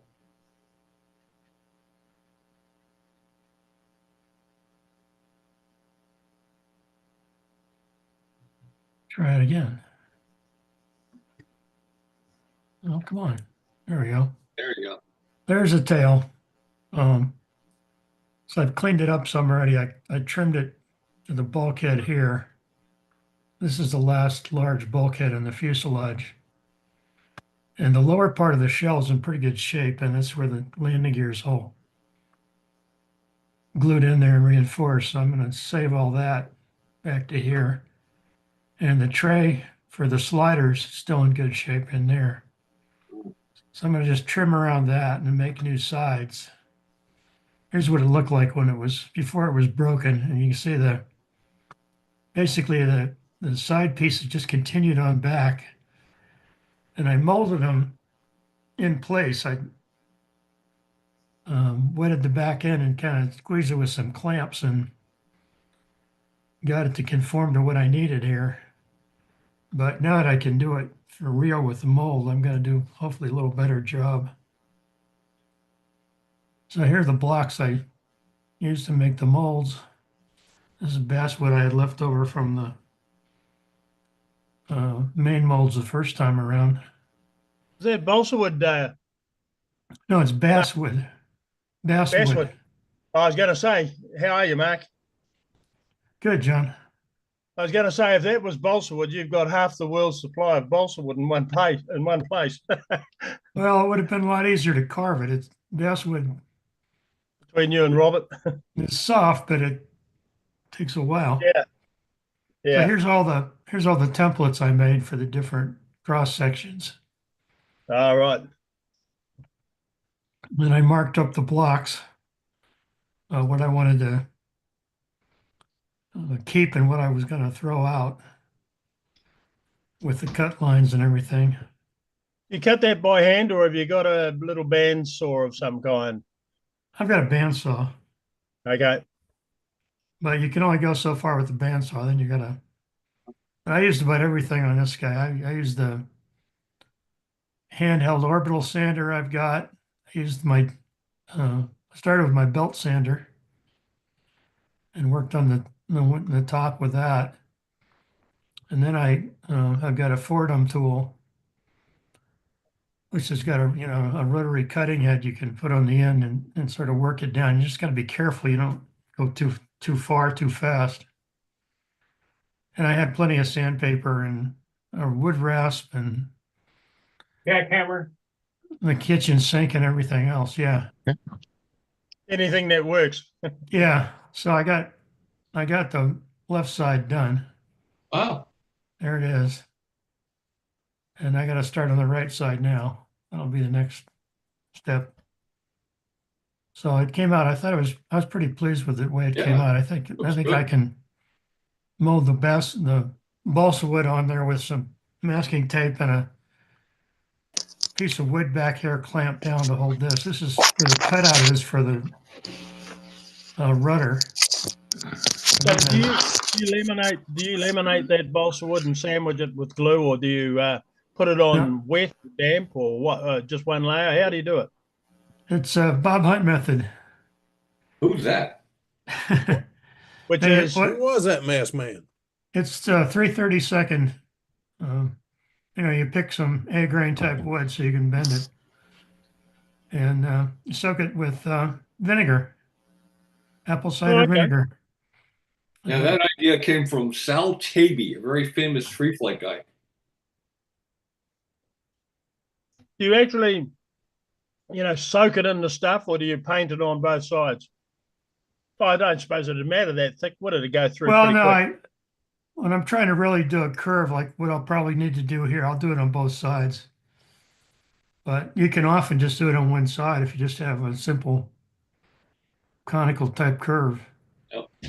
This part So up that here won't be much trouble at all. so that vinegar does what Sparky was saying a while back about the heat breaking down the glue at the cellular level or something, does it? Is that what Oh, happens? Well, it just makes the fibers more elastic. You can use ammonia too, but I've heard that ammonia and balsa wood don't mix real well. It makes balsa brittle after you mold it. It does. I've never experienced that, but they say that. So, but I was talking to Kirk Mullenix one year, and I guess he was molding a big, a Corsair or something, and he Yeah, said, he'd been a beautiful Corsair. yeah, and he said, I asked him about molding. He said, yeah, Sal Tabey, very famous now deceased free flight guy, told him to use apple cider vinegar, and he said that it does the job better than ammonia. And the only downside is that your airplane smells like a salad. Only for a day or two, and then you're Only for a good. day. And Yeah. it's reusable. You can pour it back into the jar and reuse it.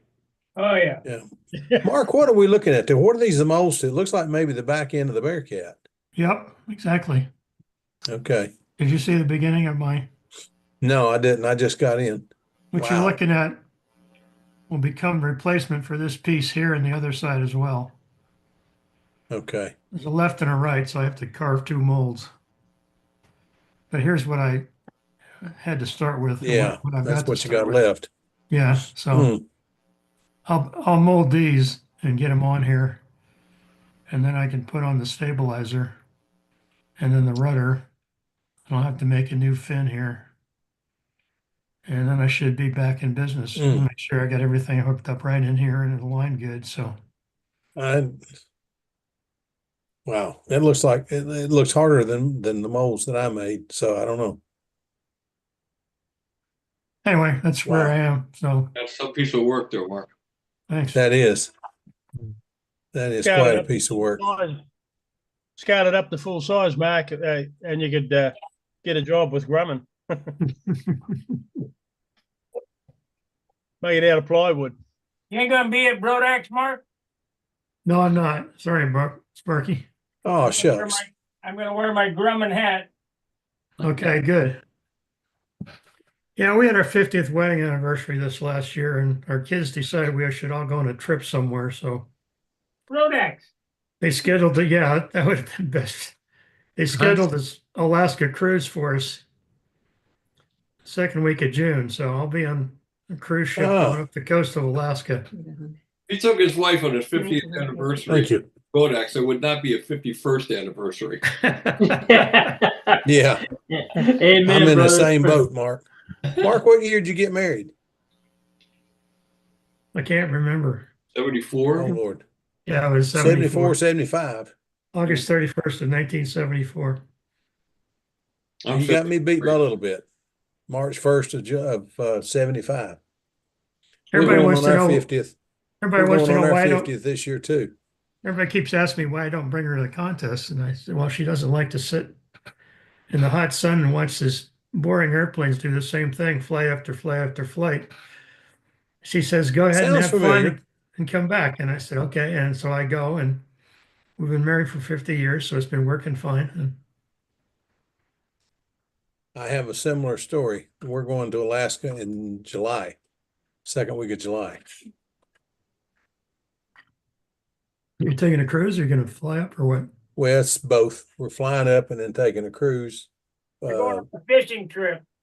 7-day cruise, and then we're going fishing for a few days and going on a train ride across Alaska and into Canada, and then taking a bus ride back because the train don't stop. The bus stops at different points along the way, so you can shop and see different things.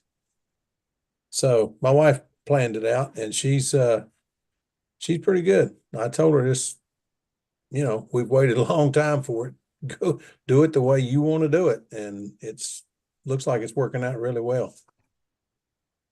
Why did this go small screen all of a sudden? There we go. Are you for the white or the black? They're in black. The uniforms in the black? Yeah, it's Texas. Okay. Excuse me a second, guys. You'll very seldom ever hear me pulling against Minnesota, but that's the one time I just. Well, Minnesota's still ahead. Yeah, I know. They're probably going to win it. I'm watching a WNBA, been watching a WNBA game, and it's not going the way I wanted it to go. Yeah, they're in the fourth quarter. It's a new expansion team, and I wanted to see them do well, but anyway. Well, you said you were going to do a bit of fishing when you're doing your trip. Make it. Yeah. Make it. Ah. What sort of fishing? I'm going one of the days I'm going Steelhead. grayling fishing. I had a Yeah. brain fart there. I'm going grayling fishing, I'm going salmon fishing, and maybe going salmon fishing twice because I don't know if the what's the great big one? King salmon? Big what? Oh, bigger than salmon. Halibut? Halibut. Oh, I don't know if the halibut. halibut trip's going to work or not. I was gonna go for whale. Well, we're going whale watching, and then going to cruise and tour the glacier, and just do as much as we can do while we're there. And then we got Yeah, another day in good one. Vancouver. 2 weeks, then we got an extra day in Vancouver to relax before we fly home and unkink. Sounds good. Have a good time. I hope you catch some good fish. I hope so, but I enjoy fishing. Whether I catch them or not is, I enjoy it either way. Just get out on the water. Fishing, not catching. Yeah, it's called fishing, not catching. So we usually managed to catch a few though. We Yeah. went the other week, and I was trying to teach a new fella to use a fly rod, and he'd never had a fly rod in his hand before. And he's trying to throw it like a casting rod.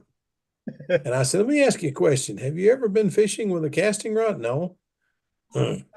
Okay. Well, if you can take your arm and go from here to here, back Yeah. to here, back to here, that's all you do with a fly You rod. don't want to That's break as the far wrist. as you want to go. As far You as don't you want to want to break the go. wrist. Yeah, you want to keep it wrist solid. Yeah. Yeah. And he's There he trying is. to, Thanks, I mean, Jim. he's trying to do it all. But I'm going to tell you, this guy, he's a vet, and we were out there for about 6 hours. And by the end of it, he was doing pretty darn well. Yeah. President of the chapter came up and was watching. He called me over and he says, I got to know something. I said, what's that? How the heck did you teach him that well? Because I tried for 2 or 3 trips. I haven't been able to teach him a darn thing. I said, he may not remember it next trip, but if you get after him hard enough, you can make him understand he's not trying to whip a horse. He's trying to throw a fly rod. And he says, he just shook his finger at me and went on. But I noticed I'm down for 2 more trips that I wasn't down for before. So some of these things, I'm not a vet, I'm a volunteer. And I don't get to go on some of these trips, but I do now. So we'll see. Did your mate catch a fish in that 6 hours? We're going to try. Oh yeah, he caught His first fish was a brown, about Yep. 10 inches long. His third one was a rainbow, about, I think it was 22 inches long. And then he caught a tiger trout, about 18 inches long. I've tried to catch one of those for 3 years. Hadn't caught one yet. Anyway. Okay. We've got tiger trout here. They're a cross between, I think a cross between a rainbow and a brown or something, but or some sort of other trout, but they don't, here they don't breed. They grow to enormous size in Lake Tarawera, but they don't breed. Yeah, your water's too warm. Yeah, they come from New Zealand.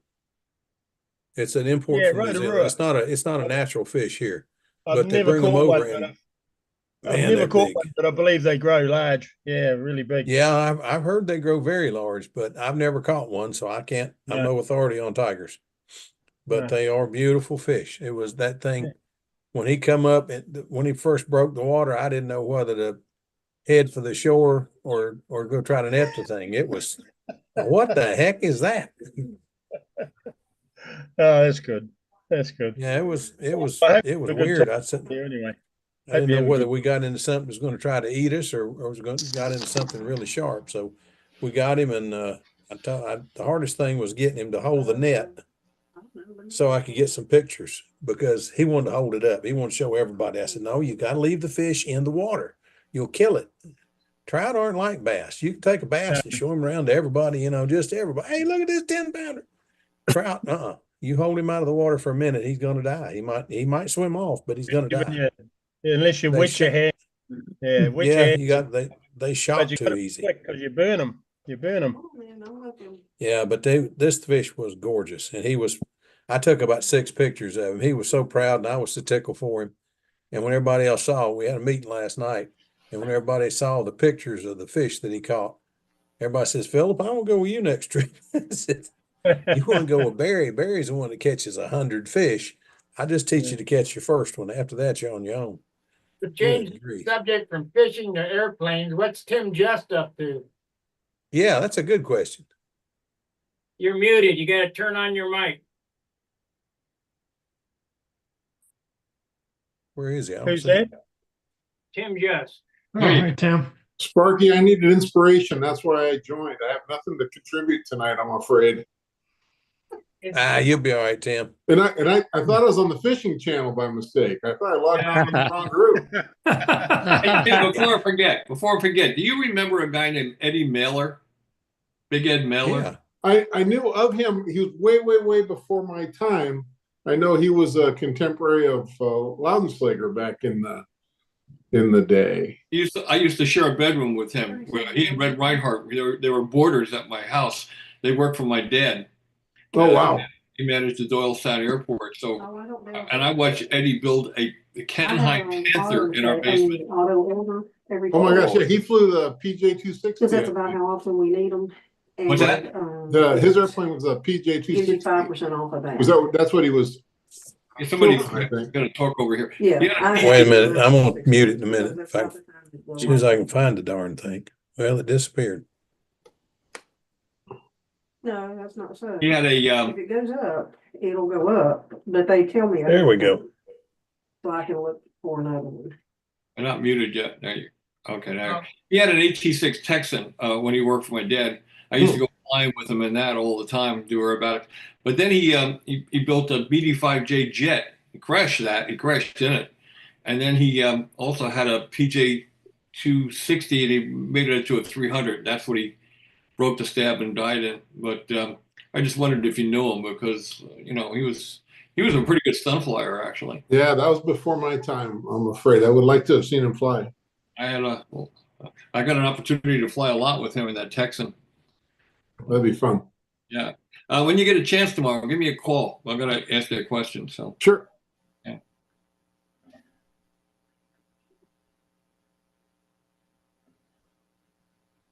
Well, I killed that conversation, didn't we? No more fishing story? Oh no, well I was gonna jump in there. Hi Tim, I don't think I've met you before. I was just gonna say fishing's very, very similar to control line flying. You have a line between you and the article at the end, and it's often jumping around all over the place and trying to wriggle off as well. I hate to show you this. This is embarrassing, but you can see I live on a lake. Oh yeah, and I've never fished here. But my That's next, all right, Tim. Let me come visit you some weekend and we'll do a little both. all right, you can give me a lesson. I know something even better than that, Tim. I know a lot of guys that catch trout, and they don't eat them. They catch catch trout here and bass here. There's a lot of guys that come cruising through the yard and the backyard, and I see, and they stock the lake pretty frequently. What lake is that? It's a man-made lake. It's called Spring Valley Lake. It's a man-made lake. It's about 3.5 miles all the way around, and it's with houses all the way around it. Yeah. I live What out in the state? desert, and if you don't live by water, it's pretty bad out here. What state? California. Oh my goodness. I'm in the high desert, about 50 miles east of Edwards Air Force Base. Wow. Oh man, that's a nice area. Victorville? What? Yeah, Victorville. Yeah. How'd I guess that? Joshua trees and everything out there. Joshua Trees, yes. If you drive from Los Angeles to Las Vegas, you go through Victorville. Is that anywhere near where Graham Parsons was burned to death? Oh, I don't know. It was in Joshua Tree was the actual name of the place he was. Oh no, that's between here and Palm Springs. Joshua Tree, over by oh heck, what's the name of that? He told his manager when he died he wanted to be cremated at Joshua Tree, so they stole his body and did it. Tim, I'm from the Salton Sea. Okay, yeah, I've been there many times. I worked 210 in. foot below sea level, only inland sea in the United States. Nobody knows about it. Yep.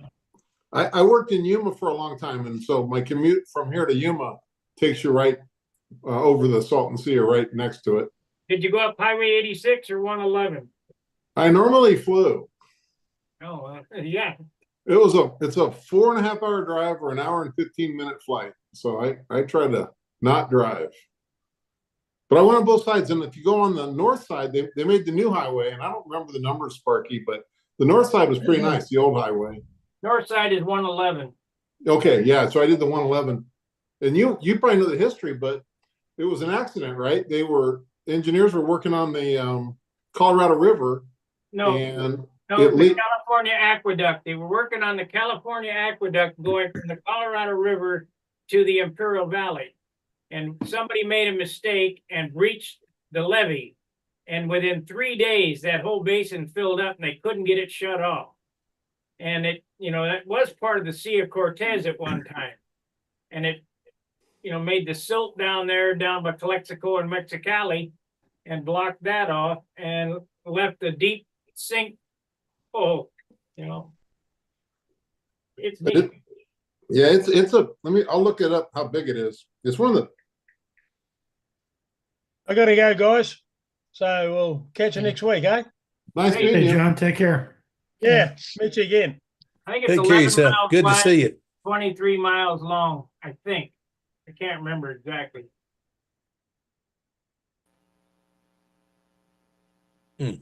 Let's see here. 34 miles. Is that what you said? And 11 miles wide, and I thought it was 20 something, but it changes. They keep letting water in and out of it. Yeah. So, and it's the elevation is minus 226 feet. Wow. Good grief. We could do wing unders. Yeah. I had a buddy that Great taught weather. Yeah, I had a buddy that taught seaplanes there, and he had his students would go through all their training to get their seaplane ratings and never go above sea level. Wow. Oh my goodness. Big Navy base down there. We used to watch them bomb. Yeah, 29 palms. No, down at Salton Sea. Oh, I don't know about that. They got a place down there called the Slabs, and the Slabs was there during World War II as practice tank embankments. and that's where it's a free city. It's the only free city in the United States. There's no cops, there's no nothing. Because we only had 3 cops for 1,000 miles. So we were our own police.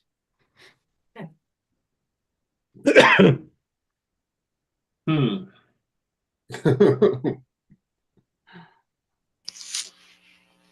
Nobody screwed around. I'm from Desert Shores. And I don't really know where that is, but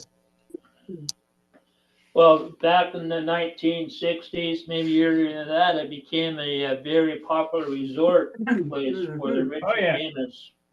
it was the fastest lake in the country because the salinity was twice as much as the seawater. Now it's 3 times as much. Yeah. You guys were talking about fishing. We have a fish in there, or had a fish in there called Corvina. It's a prehistoric fish. It would get up to 28, 29 pounds, 30 pounds, and it had 1 bone in it, and it tastes like lobster. Wow. Wow. But I think they've all been fished out or overrun by tilapia. Yeah. Well, I think One the thing about fish- that lake, though, you swim in it. It's got What, that the- much salinity. You can't sink. I've seen rocks float in it. That wouldn't surprise me. I'm serious. There's a heart attack. Yeah. Yeah. I But went down to Vicky and I went down to Aruba. And if you can't swim in that water, trust me, you can't swim. Yeah. You can see a starfish. I mean, I'm 6'4", but you can see a starfish right there at your foot. I challenge you to reach down and touch it with your fingers. I mean, you can't dive in that water and get down that far and touch it with your fingers. It's incredible. I took this picture there. I don't know if you can see it or not. What the I've heck been is there. that? That's an attraction. Like some guy built it on the side of the road. There's a lot of, not a lot, but there's a handful of different things like that. It's an interesting place. Yeah. Looks like an airplane that crashed and twisted. Yeah, just stop. It stopped too fast. Yeah. That's very weird. The giant elephant. I took that picture there, and then this one I took over Salton Sea too one day. Oh, the dog. It's going Yeah, the it other looks way. like a We thought dog. we were going the wrong way. It does look like a dog. How about that? Very neat. But that's all over Salton Sea. And You got the pink elephant down there. Have you been there? no, It's by that other thing that you showed me. It's or showed us. Some artist built it. They got the graveyard of cars and all kind of crap down there. Yeah, I remember seeing that. The big dune, Yeah. you got to go there if you're a dirt bike guy. Well, basically, that area became a homeless camp for homeless people that just are living out of their RVs and makeshift tents and housing and whatnot. That's called Slab City. That's my home. I know that area well. I'm looking for another picture. See if I can find something over there.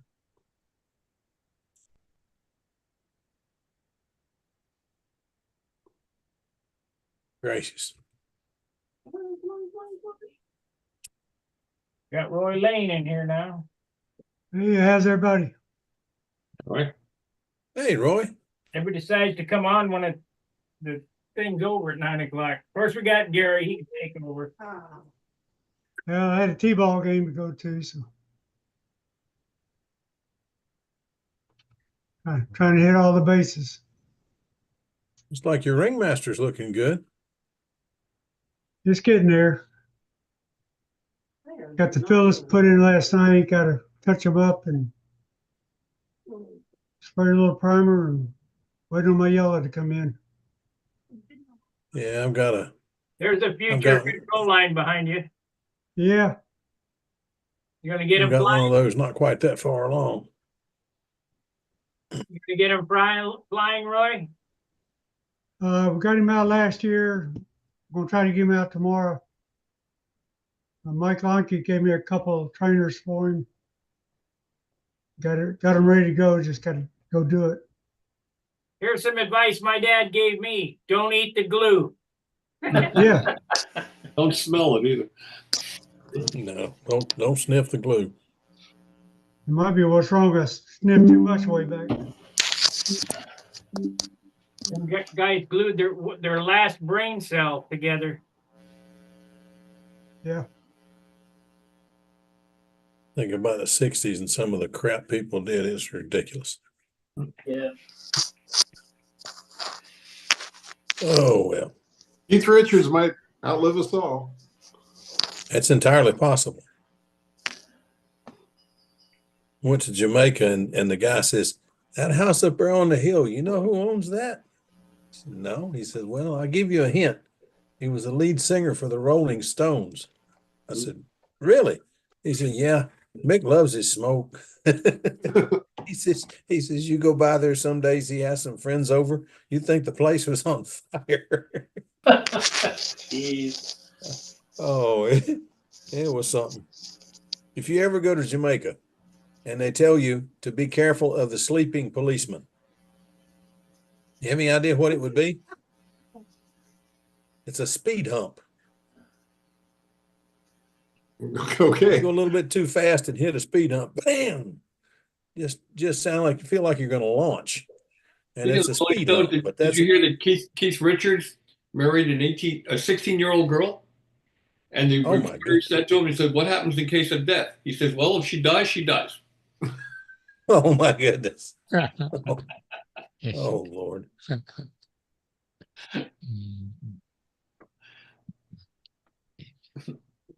Well, I've run two of those 35s. Both of them are excellent. They were run good for you? Oh, yeah. Good. They had real good piston fits in them and everything. Yeah, you know, I put a prop on it, make sure they had good snap to them and everything. So, you know. Yeah, better than the one I had. What are they, Foxes? Yeah, I had a bunch of Fox 35s that I got from Mike Spitalier's widow. Yeah. Yeah, I know Bob loves Fox 35s. Yeah, he does. I cut them up for tip weight. Yeah. That's I'm telling what you. I'm used to and familiar with. Well, they work. I burn up a lot of OS 35Ss. I shouldn't say burn them up. I should say crashed them. And then Tom Looper finally says, we don't have a lot of OS 35Ss, but between us, we got several Fox 35s. Why don't you put a Fox 35 on there and let's see if we can teach you how to do an hourglass. And a SIG, what is the name of that thing? It's what a Stinger started out to be. Twister, a SIG twister and a Fox 35 is how I finally got through the dadgum pattern. And then once I got through it, that thing always hunted. I hated that. So I extended the tail and I decided, well, let's do this other, and then let's restyle this a little bit. And the Stinger was born. But I'll tell you what, it's a good airplane, a good combination. I'm glad I don't have to go back to a Fox. I hope I never had to go back to a Fox 35, but I do still fly one on three of my old timers. I do still have 3 airplanes that have them in it. As soon as that Max came along, we all jumped off the Fox and went to the Max. And then we found out that the rods were weak, had to put Super Tiger rods in the Max 35s. And once we did that, they were bulletproof. Yeah. It was the longest time before anybody ever told me that. I bet I had 10 OS 35s downstairs that were, I thought they were done because the rods were done and you couldn't get rods. Yep. And then somebody told me, have you ever tried to put a Super Tiger rod in an OS Max? Nope. You got to that even a little fit? bit inside the case for clearance. You have to clearance a little with the Dremel tool, but yeah, that was it. Last forever. That was it. And the same dude the next Saturday showed up with about a half a dozen Super Tiger rods and said, here. He was an old combat flyer. And he says, here, just handed me a whole bunch of rods. You get it from a guy named George Hupschmidt in Jersey. Yeah. I remember George. He used to come here twice a year. I used to buy stuff from him all the time. Get rings and everything from him. Needle I bought $200 worth of 049 stuff from him one year. Yeah. We were all getting into mouse He was racing. the only supplier we could find for the really good ductile iron rings for the Tiger 46s. The later 46s had those weak rings. and you Yeah. run them, they lose all their tension. But those old ductile iron rings, are really good. Yeah, then that guy come along that was building rings for a while and building some good rings, but he Joe retired from what I You talking about understand. Vic Garner? Bowman. Bowman. Frank, No, I never could get a Garner ring. I tried, but I never did get one. I had a bunch of them in my OS 40s. He made high wall dikes rings. Those things ran just like clocks. Yeah. Really good. They Those took forever to rings were break in because they were very high wall dikes rings. And but once they broke in, they were just amazing. Last forever. I started buying rings for my 51s, and everybody talks about, well, they go out so fast. So I started cutting them two at a time and just labeling which motor they were cut for. And I mean, it's not a problem. I got to where I could do it just 10 minutes. I could have one fit. So that's not too bad. What are you doing with yourself there, Tim? These days, I'm working a lot, not flying very much, and I'm going to miss the Northwest Regionals because of that. I was kind of disappointed. That's a bummer. Maybe the first time I guess I made it 3 years in a row. But I had to pick between that and the Nationals, and so I prioritized. The national thing. But listening to you guys talk about motors, I'm really happy I got started in this with electric, because learn how to fly and build and run a motor all at the same time would have been a pretty big task. Yep. Oh, it was a big one. I got it at an easier time. Are you running the 3515 still, or you go to the 3520? I had a 3520 last year's airplane, and I'm back to the 3515. Okay. And Is it a weight issue or? Well, no, I went to the 3520 because I fly a lot of days where it's 100 degrees, and It runs cooler. I thought it might be better, but now it looks like the 3515 or the 20 are both, if you got adequate cooling, they're both okay. Yeah. Yeah. Good motor. Well, I was stunned how much power that 2814 has. The first time I tried to run one of those, I didn't think it had any guts at all. And I put it in my Nobler a few weeks ago. It flies it as well as the 2820 did, a 2826, and not nearly. It's 0.8 of an ounce lighter. Wow. So what battery do you use in a Nobler? I use a 4-cell, the 2800. I can't think any word. What's any the names kV of that motor? That's like an 870, isn't it? Yeah. Try a 5-cell 2200. Can't handle the weight. Well, I started building I think you can. lithium ions. Dennis 5-cell 2200. Who sells that? Oh, I'm sorry. Go ahead, Tim. No, I was interrupting. I'm sorry. But yeah, it's right. You could go to a Li-ion. They'll be, lighter. I'll go down later. I may try that. This lighter, they'll be smaller. They're round packs. So I might do I'm that. using Li-ions and all the twins. I haven't switched over to the smaller, like Caprice and everything. I'm still running a 5S 2200 on a 2814 870. It's a really nice. It spends an 11.5 badass prop. It's really nice. Wait a minute. Say that again. Now you're running a 2814. 2814 870 on a 5S. 870. That's what I've got. 2200. 5S 2200. Mm-hmm. Okay. What ESC and timer are you running? I'm running a Jetty Spin 44, and I'm running a Fiorati in that one. Rory Lane dropped out. Well, I don't know where to get a Fiorati anymore. I'm going to order a couple of the Right Igors from Ruggiero.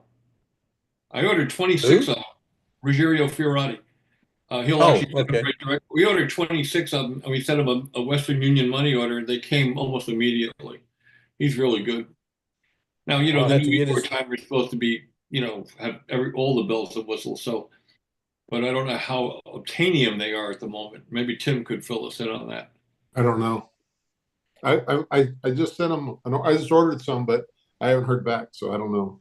Yeah, I've got one of the prototype ones, and but I think the production ones are out, but I don't know if they're being shipped or not. I heard he's waiting till he has a comprehensive instruction manual because it's it's a little more complex. Yeah, that may be. I got an email from him, said they were available. Available now. You could place the order now, but that didn't say it was shipping now. I've got an order in. I've got an order in with somebody else for a Fear Eddie and 4 flap horns. It's been over a year and I haven't heard anything. So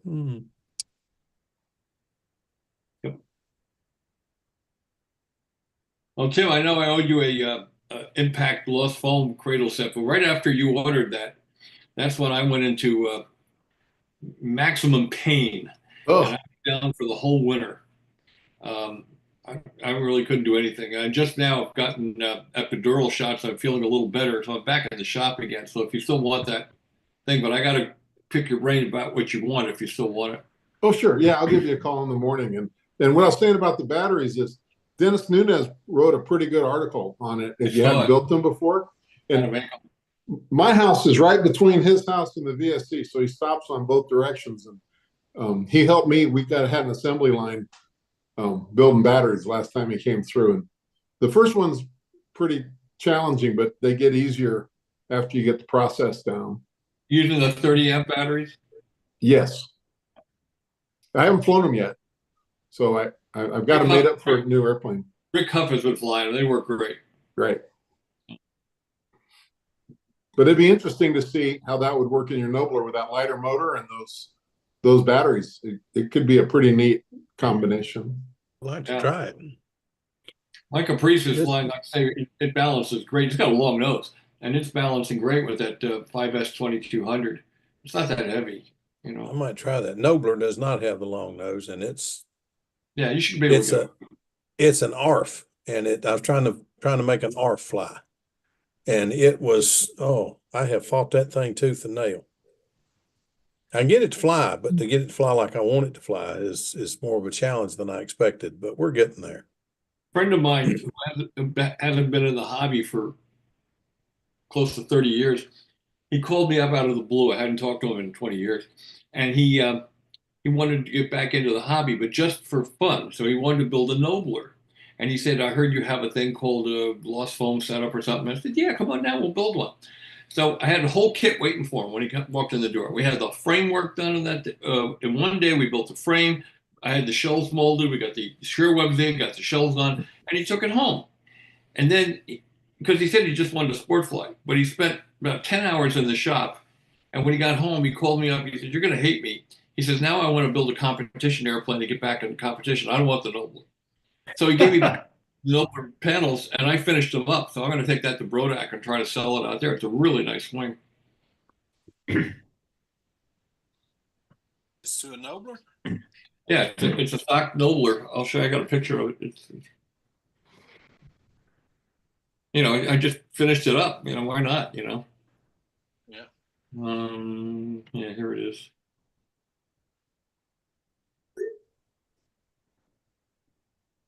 So you're gonna come to Brodak yourself now, huh? Oh, that's a good looking wing. Yeah, it weighs 4 ounces. I'm so glad I live this far away from you.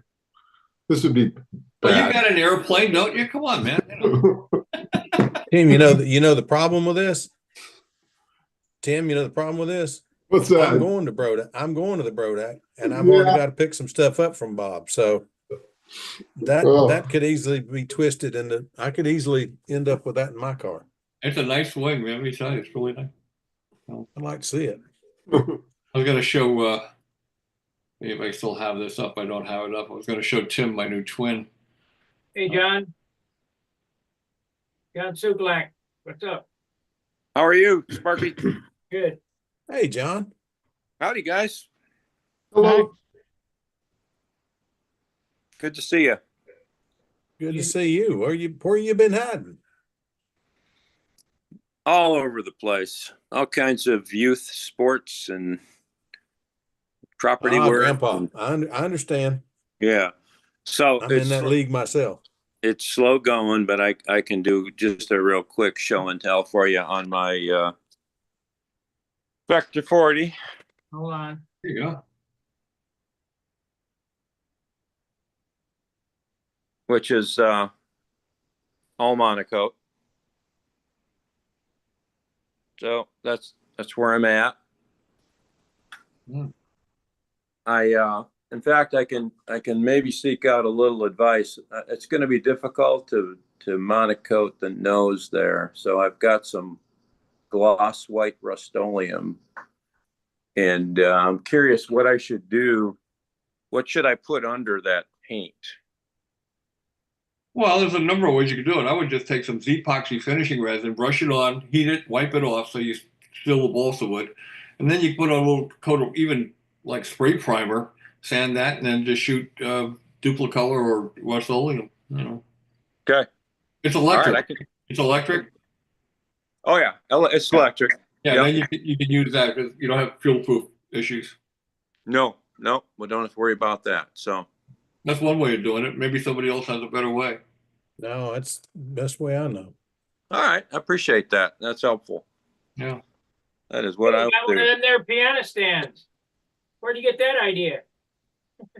Yeah, my memory's bad, Sparky. No, obviously that was one of the good ideas I got from you for sure. That's not the only idea of yours that I've used in constructing the first of my full-size stunters. So There you go. I give you one little word of advice on that. Anytime Bob Hunt opens his mouth to help you with a problem, listen real good. you know what? I'll do it one better. I don't just listen to it. I write it down. There you go. I got to be careful what I say. I've known Yeah. him a long time, and I've never known him to give me a hint yet that didn't work. Oh yeah. I'll try harder. Oh Lord. Oh Lord. I got a feeling I'm gonna catch heck for this. Hey, Tim, I wanted to show you a couple of guys haven't seen this. This is the drawing of my new twin. Oh, that's pretty.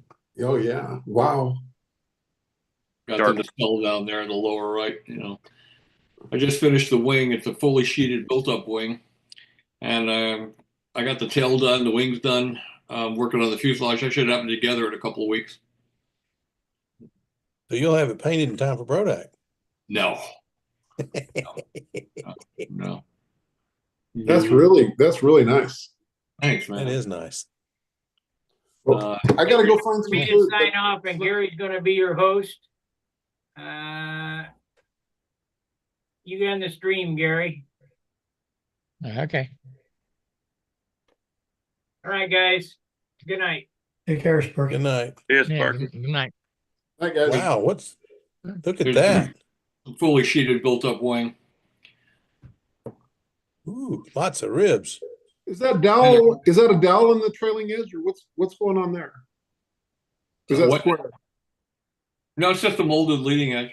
No, what's the trailing edge? Oh, that's a piece of 1/8-inch square.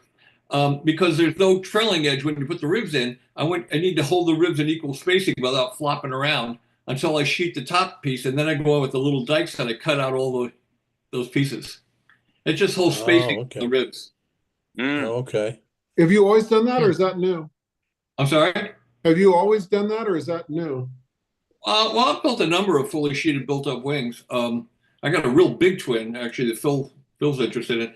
It has the same wing construction. It's very light, very rigid. If you notice, the bottom sheeting that's on there has a different patina, and that's because it's quarter grain wood, and it's fully sanded before you put it on the wing. You don't sand it afterwards, and the face of the sheeting that faces towards the ribs, I put a coat of Z-epoxy on. I brush coat of Z-epoxy on, heat it, and squeeze it around and wipe every last bit of it off. And then when it cures, I lightly block sand it. And that makes sure that when you put the Z-epoxy on the ribs to glue it together, the epoxy doesn't wick into the sheeting. And it makes a nice strong bond. I have another picture here. Hold on. Give me just a minute. Yeah. There's what the part of the sheeting on. Wow. Yeah, that's really nice. And it really it's Okay. fun to build. That's one of the reasons I build it because well, of course Mark can tell you because he's been building them, and this is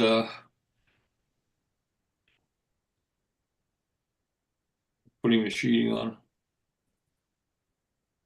Man. The oh heck, I forgot what I was gonna say. That's nice.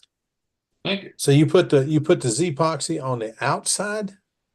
I thought it I was put on the the inside. epoxy on the inside. Inside, okay. Yeah. And then I you don't- glue it down with epoxy? Wow. Well, the finishing resin. Yeah, It weighs nothing. There's the yeah. wing all done with the tips on, and the Wow, that's pretty.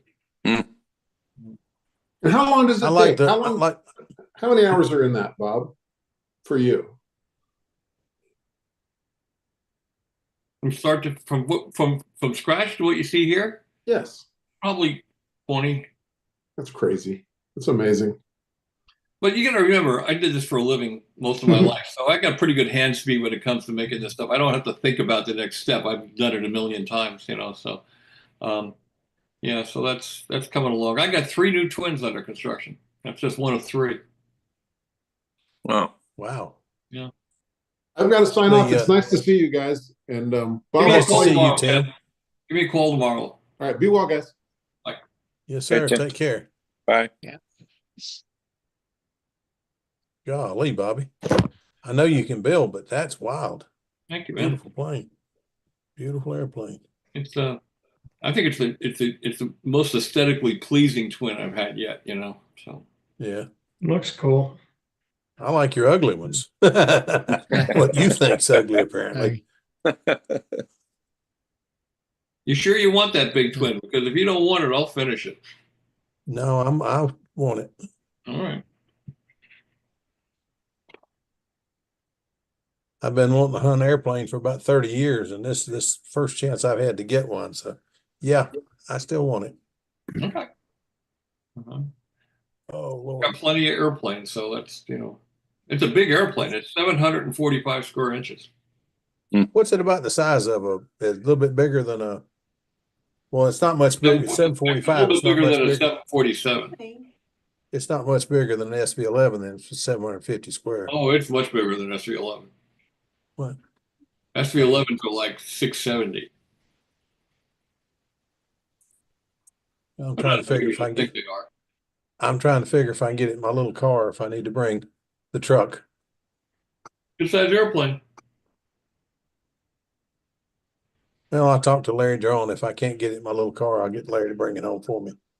Would have been better if we could have had Rick Huff deliver it down at Joe. Oh, I know it, but I had to be in Albuquerque that weekend. He stopped by to pick it up, but we had other things to do too. So Yeah.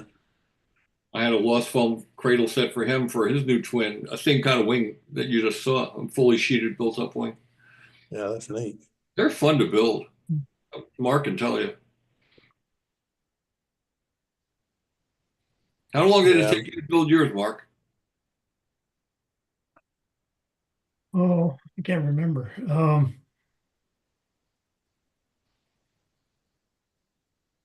Probably not more than a couple of months. Yeah. I've got a lot more than 20 hours in mine. I've got the Ray Bearcat, but mine's the quick built BBQB. And it's I got more than 20 hours in that. And they sent me the ribs. So wow. Well, that one I showed you was built in like 3.5 to 4 days. Oh, Bob, you ain't right. You just ain't right. Again, I've done it so many times, Oh yeah. I kind of do it in my I know. Yeah, I know. Yeah, here's my Bearcat wing. I can share it. Yeah. There you go. Look at that. And those Robart hinges? Yeah.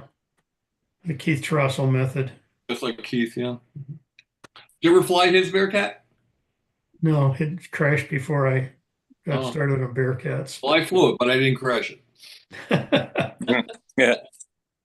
But I had Lib's razor cut. I didn't, once I got the ribs, just drop them in there and, you got a whole wing put together in a matter of an hour or two. Yep. That's very simple. It appears harder than it really is. It's really not that hard. Yeah, I mean, everything fits really well, and especially if you get laser cut ribs, and it just all drops right into the fixture. And I use the top of the fixture too. I put the wing in that and work on the bottom side of it. Yeah, me too. Here's a picture of the landing gear mountain line.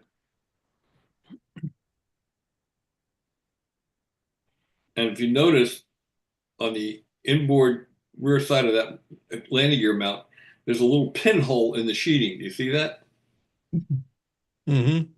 Well, in order to find out where the landing gear was after it's sheeted, Okay. I took a sharpened piece of wire and poked holes in every corner of that landing gear plate. And when I turned it over, I just connected the dots and opened it up and framed it, and it was perfect. Yeah. Good idea. And you notice too, between the tension and compression joiners, the basswood tension and compression joiners, there's balsa wood gussets that glue the joiners to the shear webs. I took a really bright flashlight and was able to find it that way. I've got one of those that they say you can start a fire with. Trust me, you can. Yeah. So anyway, it's also the pillars I put here on the ribs. In the aft end of the rib, there's vertical pillars, and there's pillars, if you notice, underneath the C-tube spars. There's a pillar between the spars, and there's a pillar in the back. So the wing has very good compressibility. You can't crush it, And the ribs are only 1.6 inches apart. So, Yeah, I wish I had done that. Bearcat's a little weak in the rear part of the rib and squeezed too hard on it. You got to be careful. These styles wings are in the backside, they're curved. So you got a little bit of strength there where like an egg, where a lot of the stuff nowadays is flat back there and you squeeze it and it's going to shatter. Yeah, you got a monocoque kind of construction. Yeah. Get you down, buddy. Get down. There you go. Well, gentlemen, I'm going to jump off and hit the sack because I want to get up and work on my airplane in the morning. Yeah, I gotta go too. I gotta get some other things done. So Sounds like a plan. Well, I'll Bob, see good you. to see you. well, Try to good stay see out you, of trouble. Bob. Yeah, Get you Bob. guys down the road. Have a good Everybody one. Come back and Monday. see us. Yeah.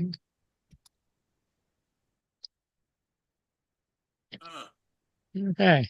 Everybody done dropped out.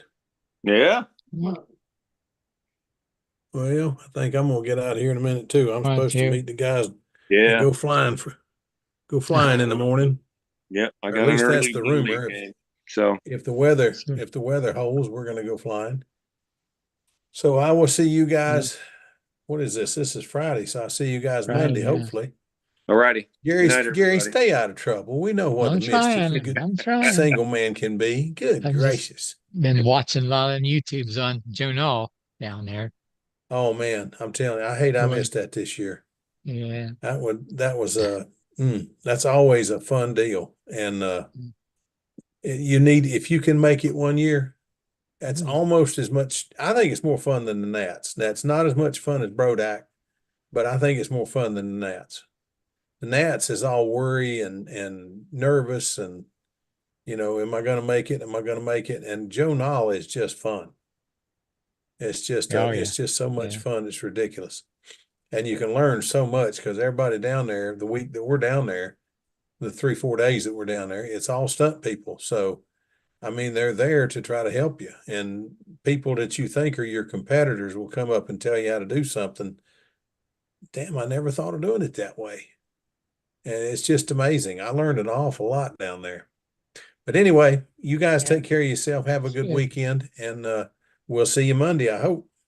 All right. Good night, guys. Okay. Good night.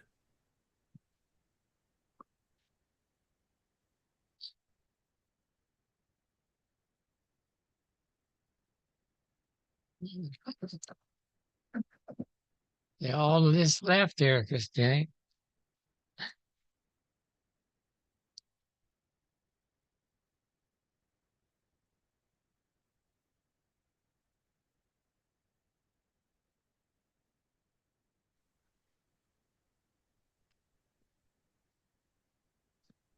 Howdy. Hey, Everybody just everybody is left. gone? Yeah, everybody just left. Oh, okay. All right. Mm, All right. I'll have a good night. Okay. See you later then.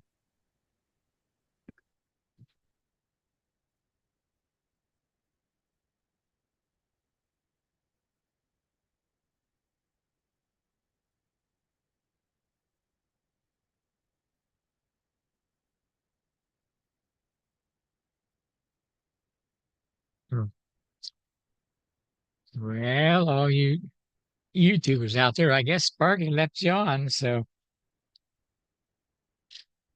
I guess we're going to have to close her down then for tonight. So thanks for viewing and see you Monday.